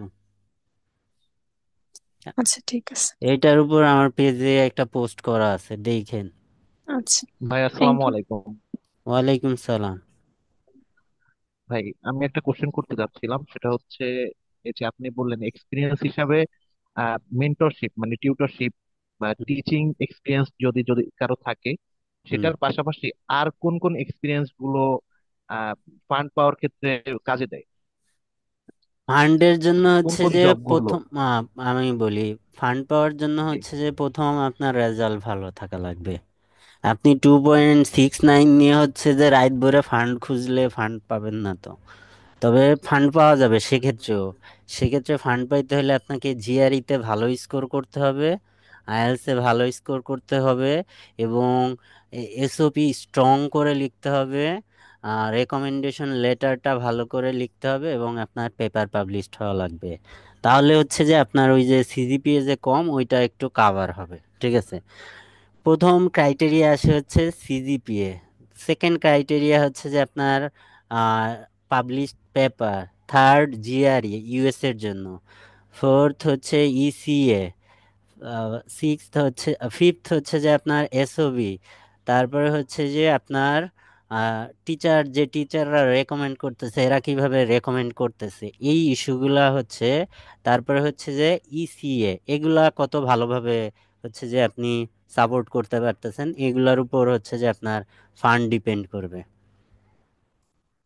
কোনো একটা নির্দিষ্ট বুঝতে পারছি ইস্যুর ভাই। উপর ফান্ড। আহ, আমি আসলে কোশ্চেন করতে চাচ্ছিলাম যে জব এক্সপিরিয়েন্স এর হ্যাঁ, কথা যদি জব বলি, যে টিচারের এক্সপিরিয়েন্সও হচ্ছে যে, পাশাপাশি হ্যাঁ হ্যাঁ, জব টিচারের এক্সপিরিয়েন্সও পাশাপাশি আপনার আর কোন ফান্ডের, কোন? জব জি জি। এক্সপিরিয়েন্সও আপনার ফান্ডের জন্য সহায়তা করে। তবে টিচিং এর আপনার, পাশাপাশি আর কোন কোন জব গুলো আর কি যে আপনার এটা এক্ষেত্রে সব সহায়তা বেশি সব করে? জব, সব জব, তবে হচ্ছে যে আপনি যেখানে যাবেন পড়তে, ওই সাবজেক্টটা হইতে হবে আপনার ওই জব রিলেটেড। বুঝাইতে পারছি কোশ্চেনে? জি জি। আপনি যে চাকরিটাই করেন, আপনার যেখানে পড়তে যাইবেন ওই চাকরির সাথে রিলেটেড ক্ষেত্রে হচ্ছে যে আপনাকে যাইতে হবে, তাহলেই হচ্ছে আপনার ওই জব এক্সপিরিয়েন্সটা কাজে দিবে, আদারওয়াইজ ওইটা ইনভ্যালিড। আসসালামু আলাইকুম ভাই, আমি একটা কোশ্চেন করতে চাচ্ছিলাম। জি, যে ভাইয়া ধরেন আমরা তো আর্টস ফ্যাকাল্টি থেকে পড়ছি, তো আমাদের তো ওই রকম রিসার্চ অনার্স লেভেলে নাই। তো আমি আমার টিচারদের সাথে কথা বলছিলাম, তো উনি বলছে যে তাহলে তুমি আমাদের সাথে, একজন টিচারের সাথে কথা বলছে, উনি বলছে তুমি আমার সাথে তাহলে একটা আর্টিকেল পাবলিশ করতে পারো। হ্যাঁ, নিজের নামে আর্টিকেল পাবলিশ করতে হবে। হ্যাঁ এটা আর্টিকেল পাবলিশ না করে ফান্ডের কথা চিন্তা করা যাবে না। আর ভাই এই এখন, যে হ্যাঁ হ্যাঁ, বলছিলাম আমার কোয়েশ্চেন ছিল যে আসলে আমি আর্টিকেল পাবলিশ করব, এখন স্যার বলছে যে তাহলে মানে তুমি কোন বিষয়ের উপর মাস্টার্স করতে যেতে চাও হুম, এটা আগে ঠিক করো, তারপর ওই অনুযায়ী আমি তোমার টপিক দিলে তাহলে তুমি সেই আর্টিকেল পাবলিশ করতে পারবে। হ্যাঁ তো ঠিকই তো এখন বলছে। এখন আমি কোন বিষয়ের উপর মানে আমার আর্টস ফ্যাকাল্টি থেকে গেলে ওখানে যে আর্টস ভালো হবে ফ্যাকাল্টি বা এগুলো একটু সাবজেক্ট কি বুঝতেছি না। সেইটা, সেই আমার হলো পার্সিয়ান ল্যাঙ্গুয়েজ এন্ড লিটারেচার। হ্যাঁ, তো এটার সাথে হচ্ছে যে আপনার এই যে কালচার অ্যান্ড হিস্ট্রি রিলেটেড হচ্ছে যে মাস্টার্স করতে পারবেন। লাইক হচ্ছে যে আমার একটা স্টুডেন্ট এবার গেছে যে ওর নাম হচ্ছে নওরিন, ও হচ্ছে যে ইরাসমাস পাইছে। ও হচ্ছে যে এই যে এই কালচার অ্যান্ড হিস্ট্রিতে গেছে। তো ওর রিসার্চটা এই রিলেটেড ছিল না, ও হচ্ছে ইন্ডিয়া থেকে এমবিএ করে ওখান থেকে একটা রিসার্চ পাবলিশ করছে। পরে হচ্ছে যে ইয়া এই যে ইউরোপের সব থেকে প্রেস্টিজিয়াস স্কলারশিপ পাইছে ও, ইরাসমাস। হয়তো গ্রুপে ওর পোস্টও ওকে দেখতে পারবেন, বা সংস্কৃতি ডিপার্টমেন্টের কেউ থাকলে হয়তো চিনে থাকবেন। এখন ভাই আমি এটা মানে এইটা ডিসিশন নেওয়ার জন্য আমার কি পরামর্শ দিবেন যে আসলে আমার কোন সাবজেক্ট এটা চয়েস করা হচ্ছে উচিত যে বা আপনার মাস্টার্স লেভেলের ইউনিভার্সিটি কোথায় কোথায় যাবেন সেইটার, এবং কোন ফান্ডের জন্য অ্যাপ্লাই করবেন, ওই ফান্ডে কি কি সাবজেক্ট আছে এটা আপনাকে খুঁজে দেখতে হবে। দেন ওইটার উপর হচ্ছে যে আপনাকে রিসার্চ করতে হবে। উত্তর পাইছেন? জি ভাই ধন্যবাদ। আপনি যদি হচ্ছে ড্যাড স্কলারশিপে যাইতে চান, ডাড কোন কোন সাবজেক্টে দেয়, ইরাসমাস কোন কোন সাবজেক্টে দেয়, ওই সবের উপর হচ্ছে ওই স্কলারশিপদের ওয়েবসাইটে গিয়ে ওখানে খুঁজেন। খুঁজে ওখানে হচ্ছে যে আপনি ওইটার আপনার সাবজেক্ট কোনটায় হচ্ছে যে আপনি মাস্টার্স করতে পারবেন, আপনার আর মানে রিকোয়ারমেন্ট ফিল আপ করে আপনার সাথে যায়, আপনার প্রিভিয়াস স্টাডির সাথে যাবে, ওরকম হচ্ছে যে সাবজেক্টের উপর যান। তবে এই যে ল্যাঙ্গুয়েজের সাথে হচ্ছে হিস্ট্রি অ্যান্ড কালচারে যায়, যেটা আহ, ইউরোপের সব দেশেই আছে, জি হিস্ট্রি ভাই। And culture. আর এগুলো ভাই পরবর্তীতে জব সেক্টরে কেমন প্রভাব করে আর কি এগুলো যদি। ভাই আহ, এটা আসলে হচ্ছে যে আমি এক্স্যাক্টলি ওইভাবে বলতে পারবো না যে জব সেক্টরে, তবে হচ্ছে যে সাবজেক্টিভ যে যেখানে পড়বেন ইউরোপে হচ্ছে বা ডেভেলপড কান্ট্রিতে, ওই সাবজেক্টের নলেজকেই কাজে দেওয়া হবে। অন্য সাবজেক্টে বাংলাদেশের মতো না যে আপনি পার্সিয়ান পড়ে বিসিএস ক্যাডার হয়ে গেছেন, এরকম সম্ভব না। তো আপনি যেখানে অনার্স বা মাস্টার্স বা পিএইচডি করবেন ওই সেক্টরেই আপনাকে জব করতে হবে, অন্য সেক্টরে করতে পারবেন না। বুঝাইতে পারছি? জি ভাই ভাই বুঝতে পারছি। আমাদের নেক্সট ক্লাস কবে হবে? নেক্সট আপনাদের ক্লাস হচ্ছে যে রবি মঙ্গল বৃহস্পতি এভাবে চলবে 2 মাস পর্যন্ত। ভাই আমার একটা বিষয় জানার ছিল। হুম, অনার্স এবং অনার্সে কোন রেজাল্টটাকে আসলে ভালো বলে মনে হয় আর কি, আচ্ছা, কতটুকু থাকলে? মিনিমাম হচ্ছে যে আপনি 3.3 পাইলেই ফান্ডের জন্য হচ্ছে যে অ্যাপ্লাই করতে পারেন।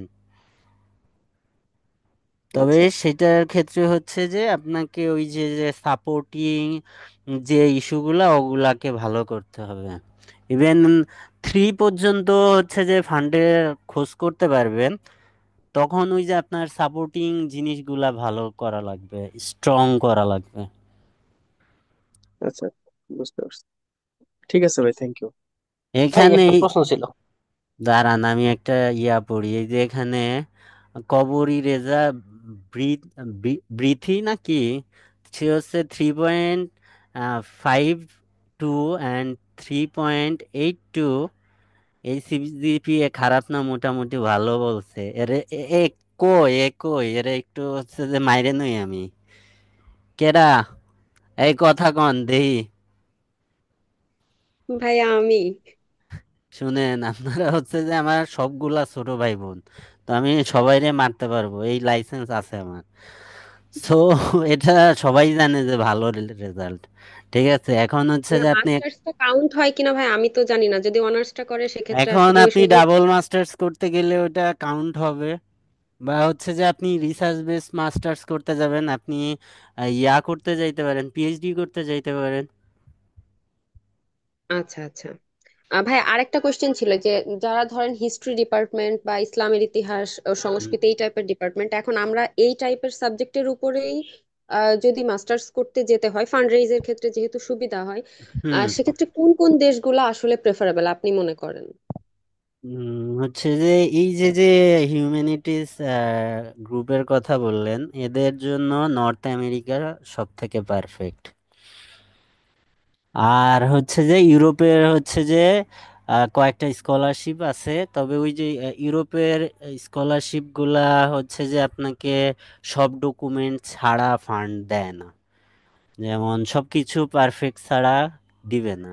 রেজাল্ট ভালো হওয়া লাগবে, পাবলিশ পেপার থাকা লাগবে, ইসিএ অ্যাক্টিভিটিস থাকা লাগবে, তারপরে হচ্ছে যে রেকমেন্ডেশন লেটার ভালো থাকা লাগবে, এসওবি ভালো হওয়া লাগবে। এরপরে হচ্ছে যে আপনি ফান্ডের জন্য অ্যাপ্লাই করতে পারবেন। আচ্ছা ভাইয়া, আরেকটা ছিল, আমি যদি কম্পিউটার শিখি, মানে আমি কোনো এখনো এটা এক্সপিরিয়েন্স করিনি বা কোনো জবে কাজে লাগাইনি, কিন্তু আমি শিখেছি অথবা কোনো রিসার্চ ট্রেনিং নিয়েছি, এগুলা কি এক্সপিরিয়েন্স হিসেবে দেয়া যাবে সিভিতে বা এরকম কিছু? না, আচ্ছা।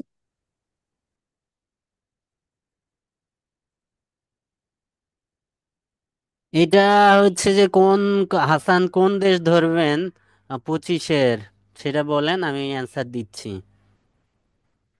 ইউএসএ, হ্যাঁ, আপনি ফেব্রুয়ারি মাঝামাঝি পর্যন্ত ধরতে পারবেন।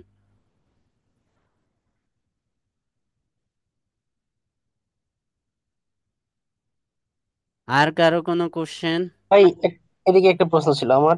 এটা হুম। হচ্ছে এই যে ইউএসএ তে যদি আমরা পড়তে চাই, আমার হচ্ছে পিস অ্যান্ড কনফ্লিক্ট স্টাডিজ।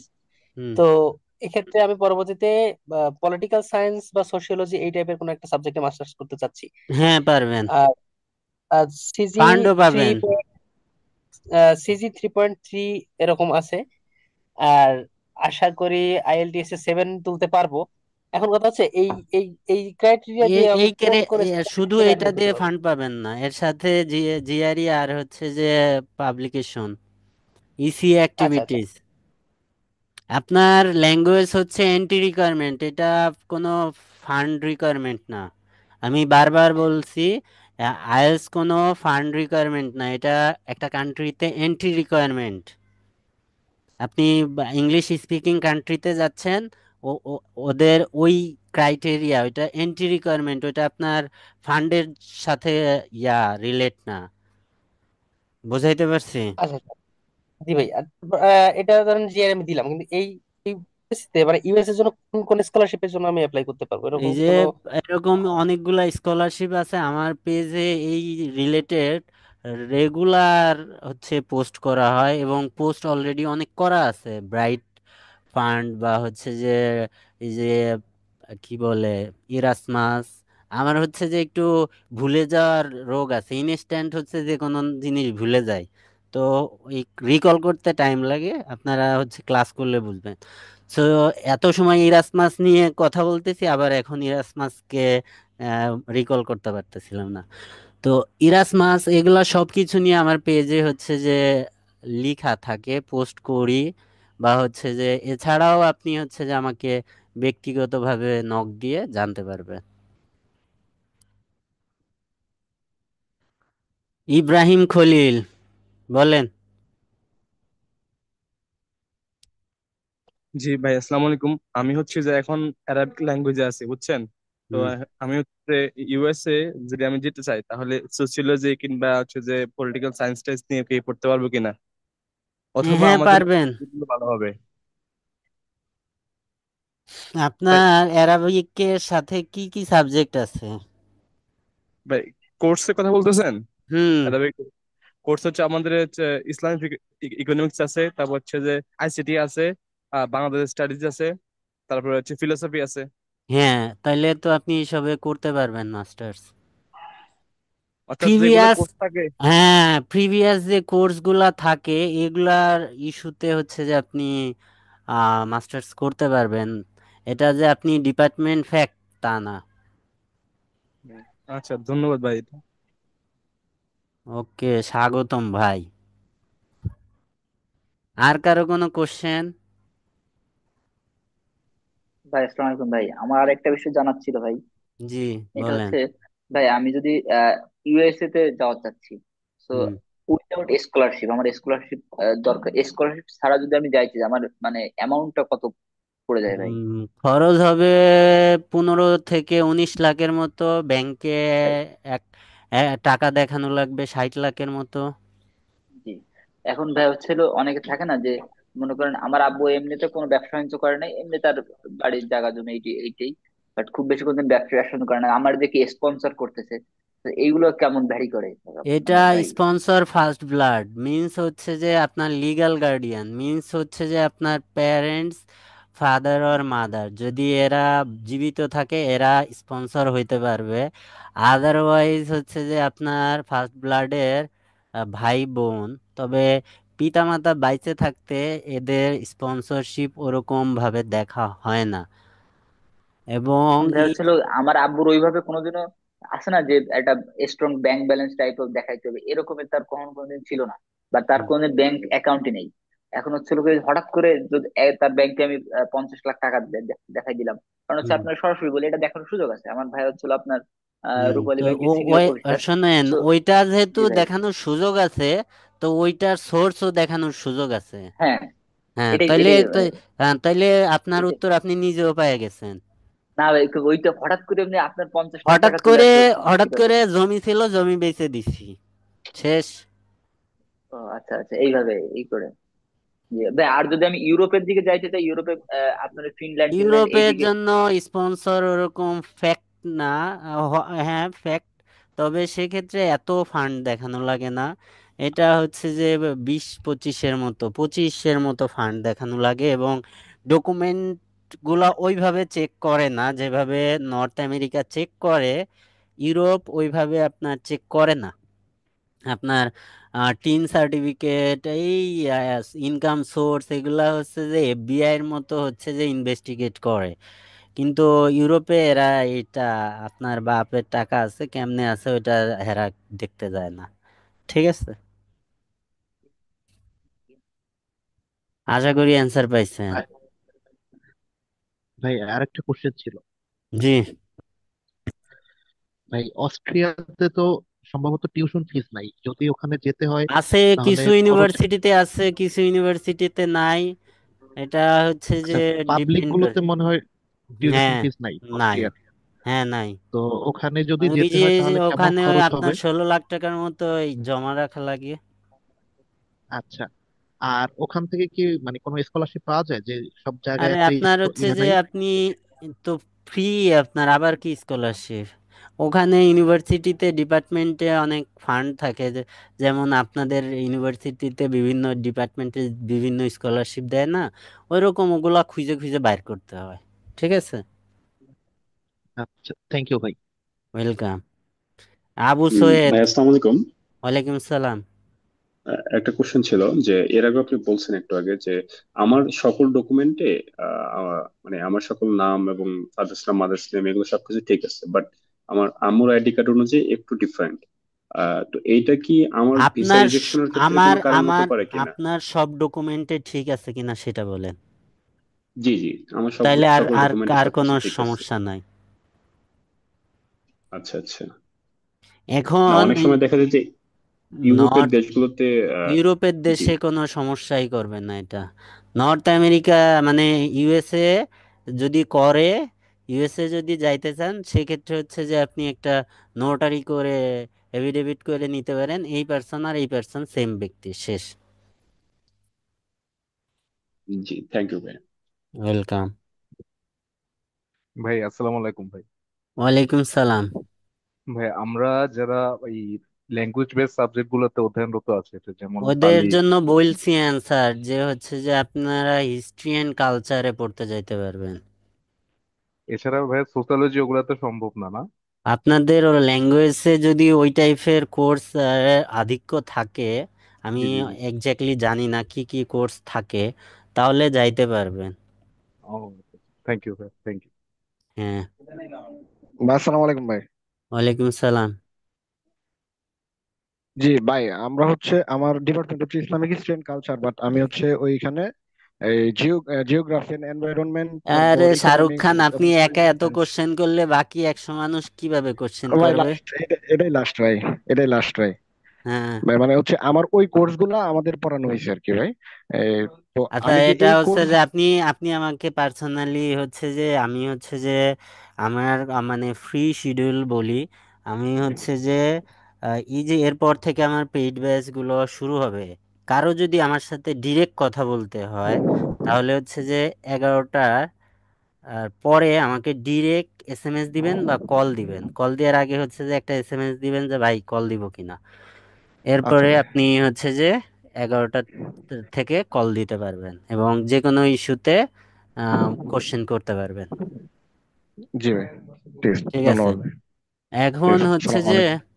আপনাদের যে ইস্যুটা আমার বলা দরকার, আপনারা তো অনেক বলছেন। আমার কাছে পড়তে হইলে কিন্তু আমি হচ্ছে যে আপনাদের আমার ইউনিভার্সিটির তো আমি হচ্ছে যে ধরে নিছি আপনাদের গ্রামারের বেসিকটা ভালো। ঠিক আছে, গ্রামারের বেসিকটা ভালো। তো আমি গ্রামার পড়াবো না আপনাদের। ঠিক আছে, আমি আপনাদের গ্রামার পড়াবো না, কিন্তু আমি গ্রামারের শীট দিয়ে দিব। আপনাদের গ্রামার দেখে ফেলতে হবে। অর্থাৎ আইএলটিএস এর জন্য যেসব গ্রামার প্রয়োজন, এইগুলা লেকচার শিট আমি আপনাদের প্রোভাইড করব। আপনারা ওগুলা পড়ে ফেলবেন এবং আমি ভোকাবুলারি এটা পড়া দিব। প্রতিদিন ভোকাবুলারি পড়া দিব এবং লিসেনিং দিয়ে হচ্ছে যে আমরা শুরু করব। লিসেনিং ইমপ্রুভ করার জন্য একটা স্ট্র্যাটেজি বা হচ্ছে টেকনিক প্রতিদিন প্র্যাকটিস করাবো। সেই টেকনিকটা এখন আর বোঝাইতে পারবো না, অনেক টাইম হয়ে গেছে। নেক্সট দিন বোঝাই দিব। তো প্রতিদিন হচ্ছে যে আমাদের 2টা হোম টাস্ক থাকবে, 3টা হোম টাস্ক থাকবে। ভোকাবুলারি, লিসনিং ইমপ্রুভের একটা প্র্যাকটিস এবং লিসেনিং যেসব কোশ্চেন আমরা সলভ করব ওইটার উপর একটা প্র্যাকটিস। 3টা হোম টাস্ক থাকবে। সো কেউ যদি হচ্ছে যে এগুলা মিস করেন, আমি তাকে সত্যি উল্টা ঝুলাই পিটাবো। আমাকে দেখতে যত ভদ্র মনে হয়, টিচার হিসাবে আমি ততই হচ্ছে যে স্ট্রিক্ট। ঠিক আছে এখন। আর আপনাদের জন্য হচ্ছে যে অনেক বেশি। আপনি হচ্ছে যে আমার কাছে পড়াশোনার ব্যাপারে যে কোনো সহায়তা পাবেন। আমার মতো কোঅপারেটিভ মানুষ পড়াশোনা রিলেটেড কোথাও পাবেন না, গ্যারান্টি। ওপেন চ্যালেঞ্জ যে আমার মতো টিউটর যে হচ্ছে যে 24 ঘন্টা স্টুডেন্টদের সাপোর্ট দেয়, এরকম টিউটর আপনি বাংলাদেশে এক এক জায়গায় পাবেন না।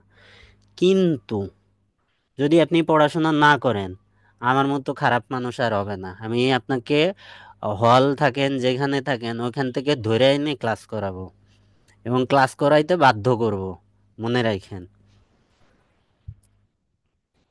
এবং হোম টাস্ক করতে হবে, ইস্যুগুলা মাথায় রাখবেন। সো যদি কারো যদি এই হোম টাস্ক ক্লাস নিয়ে প্রবলেম থাকে, এবং প্রবলেম থাকলে সেগুলো কনসিডারেবল, আমরা বুঝি যে ভাই আমার আজকে অসুস্থ বা হচ্ছে যে আমার ক্লাস বা আমার হচ্ছে থাকতে পারে, কি জানি বলে, যে সায়েন্স ফ্যাকাল্টিতে হচ্ছে যে এটা কি বলে ভাই, কি বলে জানি, সায়েন্স ফ্যাকাল্টিতে ওদের প্র্যাকটিক্যাল ল্যাব থাকতে পারে, মনে হয়। ল্যাব থাকে, প্র্যাকটিক্যাল থাকে।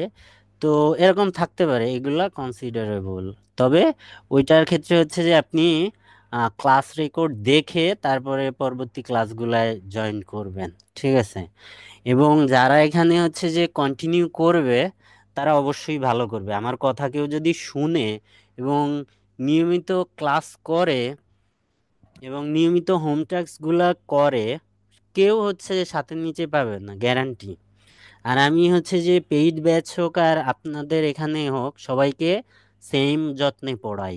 ইভেন আপনাদের আরও বেশি যত্নে পড়াই, কারণ এগুলো আমার ছোট ভাই বোন। ঠিক আছে, তো এই ইস্যুগুলা কেউ কখনো কম্পেয়ার করবেন না যে হচ্ছে যে ওখানে পেইড ব্যাচ, ওখানে মনে হয় ভালো, এখানে মনে হয় খারাপ গণহারে। এখানে আজকে পড়াইছি বা বোঝাইছি, অনলাইনে বোঝেন আর হচ্ছে যে অফলাইনে বোঝেন, জিনিস হচ্ছে যে নিজের হচ্ছে যে আগ্রহ, অর্থাৎ নিজের ডিটারমিনেশনটা ফ্যাক্ট, আপনার ডেডিকেশনটা ফ্যাক্ট, আপনার ডিসিপ্লিনটা ফ্যাক্ট, যে আপনি আসলে আম, এখানে হচ্ছে যে আপনার প্রপার ডেডিকেশন শো করতেছেন কিনা, আর আপনি ডিটারমাইন কিনা যে আপনি যাবেন কিনা, বা হচ্ছে যে আপনি ডিসিপ্লিন ওয়েতে আগাচ্ছেন কিনা। আপনি 3 দিন পর আইসে একদিন যদি ভাত খান, তাহলে তো আপনি সুস্থ মানুষ না। আপনাকে 3 দিন নিয়মিত খাইতে হবে। আপনি 1 সপ্তাহ না খেয়ে 1 সপ্তাহ পর আইসে 5 বার খেয়ে ফেললেন, তাহলে তো আপনাকে ওই ইমার্জেন্সি হসপিটালাইজড করা লাগবে। সিমিলার ওয়েতে এখানে ল্যাঙ্গুয়েজটা একটা গ্রাজুয়াল প্রসেস, আপনাকে আস্তে আস্তে হচ্ছে যে ইমপ্রুভ করবে পুরাটা। তো এটা হচ্ছে যে ধারাবাহিকভাবে কন্টিনিউ করতে হবে। যদি কেউ না করেন, ওই যে স্পেশাল কেস, ওইটা ব্যথিত যারা মিস করবে, 1 দিন আসবে, 3 দিন আসবে না, 5 দিন আসবে না, ওর ওর ওই রকম স্টুডেন্ট আমার দরকার নাই। আমার এখানে যদি একজন মানুষও থাকে যে সে রেগুলার ক্লাস করে, আমি ওই একজন মানুষকে এই পুরা টাইমটায় পড়াবো, এরকম মানুষ আমি। এবং এই কোর্স ওই একজন মানুষকে নিয়েই আমি শেষ করব, যেটা আগের বার করছি। টোটাল হচ্ছে যে 75 জনের মতো কন্টিনিউ করছিল শেষ পর্যন্ত, ওদের নিয়েই আমি ক্লাস শেষ করছিলাম।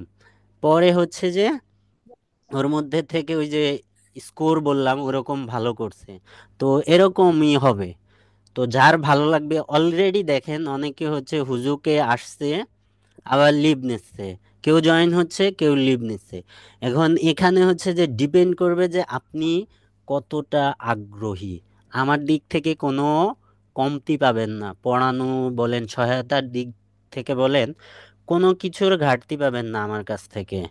কিন্তু ঘাটতিটা হবে আপনাদের থেকে, যে আপনারা 3 দিন পরে এখানে, আজকে হচ্ছে 155 জন ছিল, 1 সপ্তাহ পর্যন্ত 100 পর্যন্ত নামবে, তারপরে হচ্ছে যে শেষ পর্যন্ত কন্টিনিউ করতে পারে হচ্ছে যে 30 থেকে 40 জন।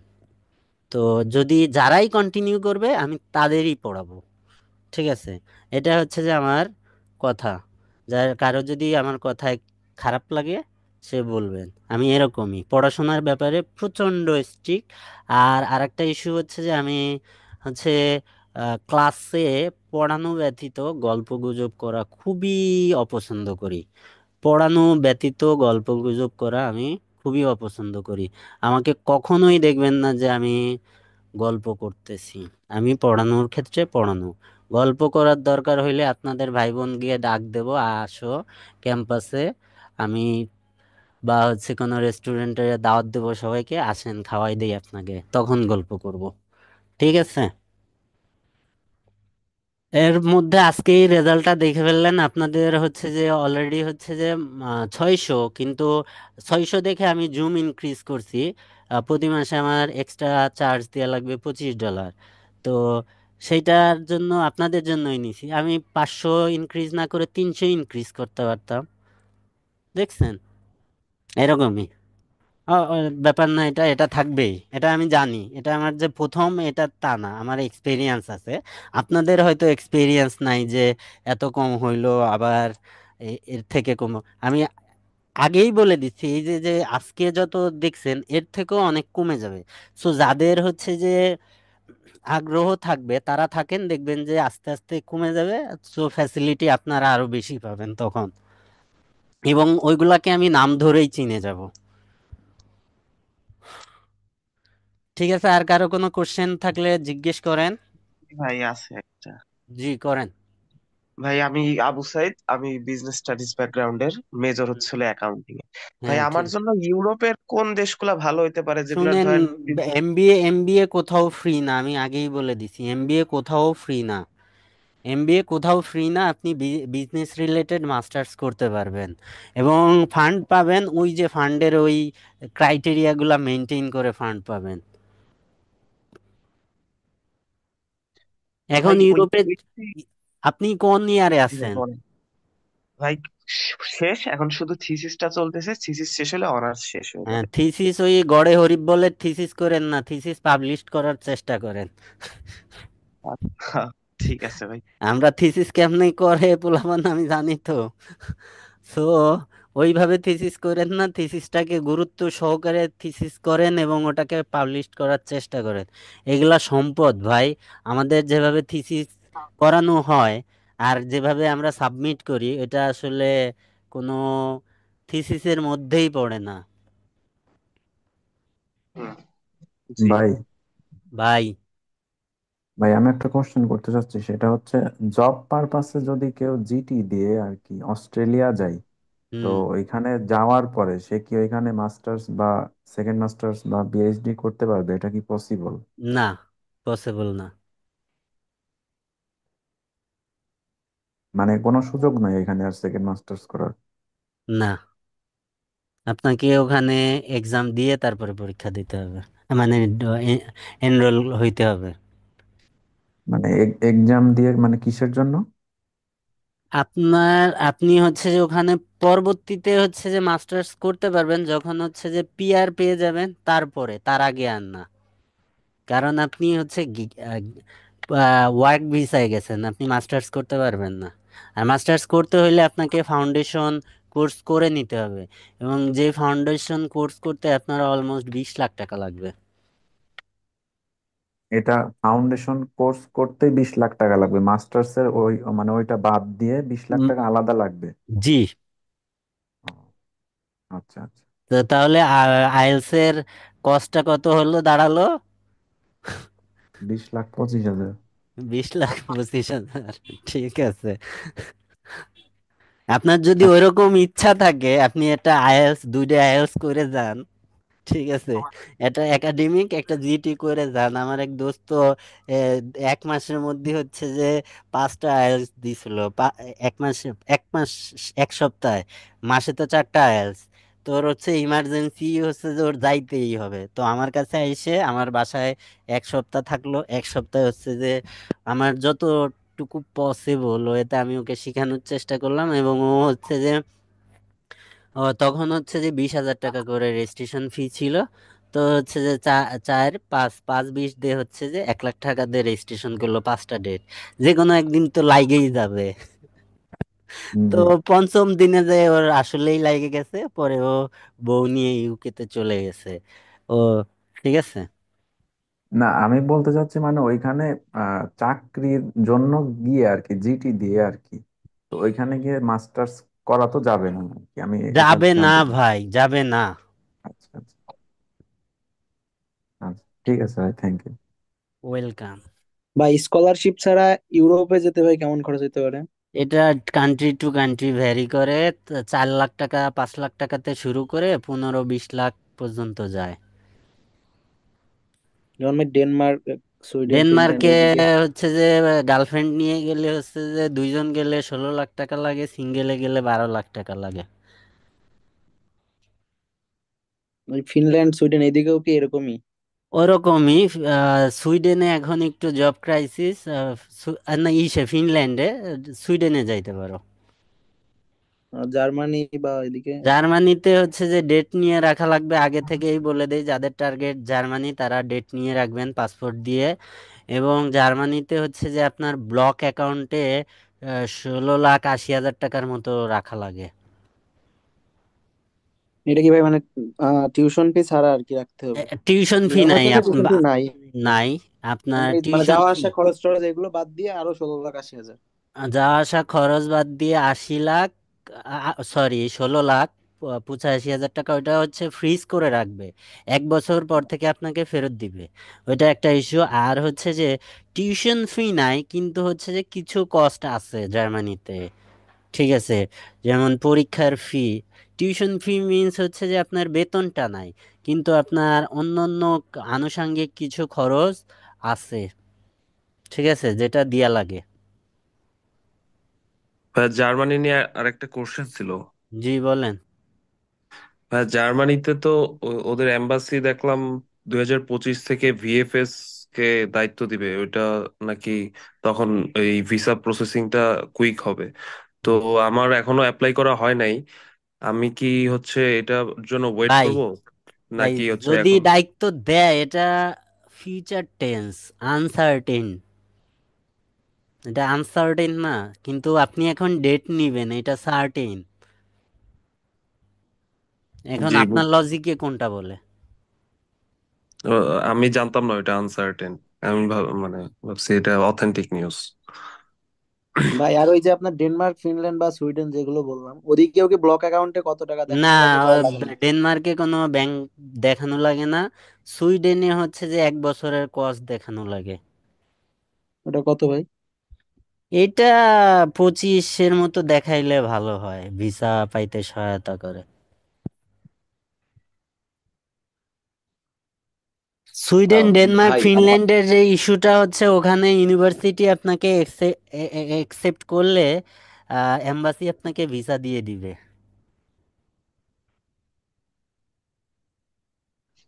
হ্যালো কাইস ভাই, জি। আসসালামু আলাইকুম। ভাই ভালো হ্যাঁ। আছেন? আমার আর কি একটা কথা ছিল যে ভাই আমি হচ্ছে 19-20 সেশনের আমার হিস্ট্রি ডিপার্টমেন্ট থেকে কেবল অনার্স শেষ হলো, হুম। সিজিপিএ 3.31। হুম। তো ভাই আমি চাচ্ছিলাম হচ্ছে সামনের মাসে সামনের বছর যে 25শে সেপ্টেম্বর ইনটেক ধরতে, হুম। সেক্ষেত্রে সেলফ ফান্ডে যাচ্ছি ডেনমার্ক বা এরকম কান্ট্রিতে। এটা আর আপনার দ্বারা ধরা সম্ভব না ভাই। আচ্ছা আচ্ছা, এখন সম্ভব হবে না না?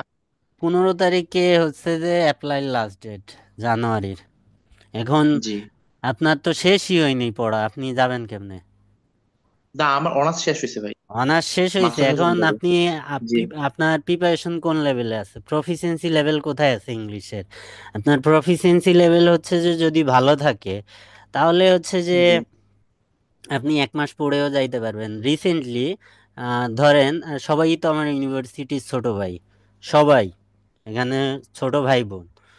তো এখানে আমি হচ্ছে যে কারো পলিটিক্যাল ব্যাকগ্রাউন্ড আমি চেক করব না, সবার আগে হচ্ছে যে আমার ইউনিভার্সিটির ছোট ভাই, ভাই বোন, ঠিক আছে? আমি হচ্ছে আমার আইডিওলজি হচ্ছে যে এন্টি রুলিং পার্টি। আইডিওলজি হচ্ছে এন্টি রুলিং পার্টি। আইডিওলজিটা বুঝেন? যে যারা হচ্ছে যে জি। ক্ষমতায় থাকবে তাদের সমালোচনা করাই আমার আইডিওলজি। সেটা হোক যে সরকার ক্ষমতায়। আমি ওই আপনাদের অনেকেই হচ্ছে যে এই যে টাকা পাচারের এই ইস্যুগুলা এই যে এই কোটা আন্দোলনের পরে করতেছেন, আমি এটা বহু আগে থেকে করছি। এই যে যে আহ, এটা আমি বহু আগে থেকে করছি এবং এটার জন্য বহু থ্রেট খাইছি। তো ইভেন এখন যারা হচ্ছে রানিং পাওয়ারে আছে আমি তাদেরও সমালোচনা করি, এবং ভবিষ্যতে যারা আসবে আমি তাদেরও সমালোচনা করব। মিন্স হচ্ছে আমি এন্টি রুলিং পার্টির, যদি কোনো ফল্ট করে অবশ্যই তার সমালোচনা করব, এই টাইপের মেন্টালিটি। সো এখানে কারো কোনো পলিটিক্যাল ব্যাকগ্রাউন্ড আমি কখনো, আমার কাছে ইস্যু না। আমার কাছে ইস্যু হচ্ছে আমার ইউনিভার্সিটির ছোট ভাই বোন, ঠিক আছে? তো এই জি। ইস্যুতে হচ্ছে যে আমি হলে থেকে অনেকেই হচ্ছে যে পলিটিক্স করা লাগছে এবং বেরোয় যাওয়া লাগছে।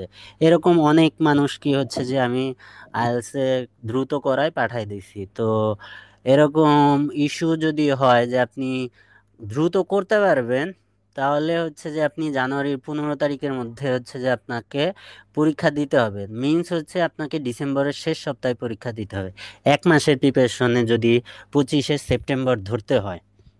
জি আমার ওরকমই ইচ্ছা। হ্যাঁ। তো 1 মাসের প্রিপারেশন এই কোর্স না ভাই। এখানে আমি এত দ্রুত হচ্ছে যে আমি এখানে শেষ করতে পারবো না। সেই ক্ষেত্রে হচ্ছে যে আপনি আমাকে পার্সোনালি নক দিবেন, আপনার জন্য হয়তো আমি কিছু একটা করতে পারবো। আমি কাউরে নিরাশ করি না। জি ভাই। তো সেক্ষেত্রে কি ভাই আমি আপনাকে ওই যে প্রথমে যেখানে নক দিয়েছি ওইখানে নক দিব? না, আমার হোয়াটসঅ্যাপেই আজকে রাত 11টার পরে কল দিবেন, আমি আপনাকে জিনিসগুলা বুঝাই দিব। জি আচ্ছা। ঠিক আছে। ধন্যবাদ। আর কারো কোনো কোশ্চেন? ঠিক আছে। সালাম আলাইকুম। ওয়ালাইকুম আসসালাম ভাই।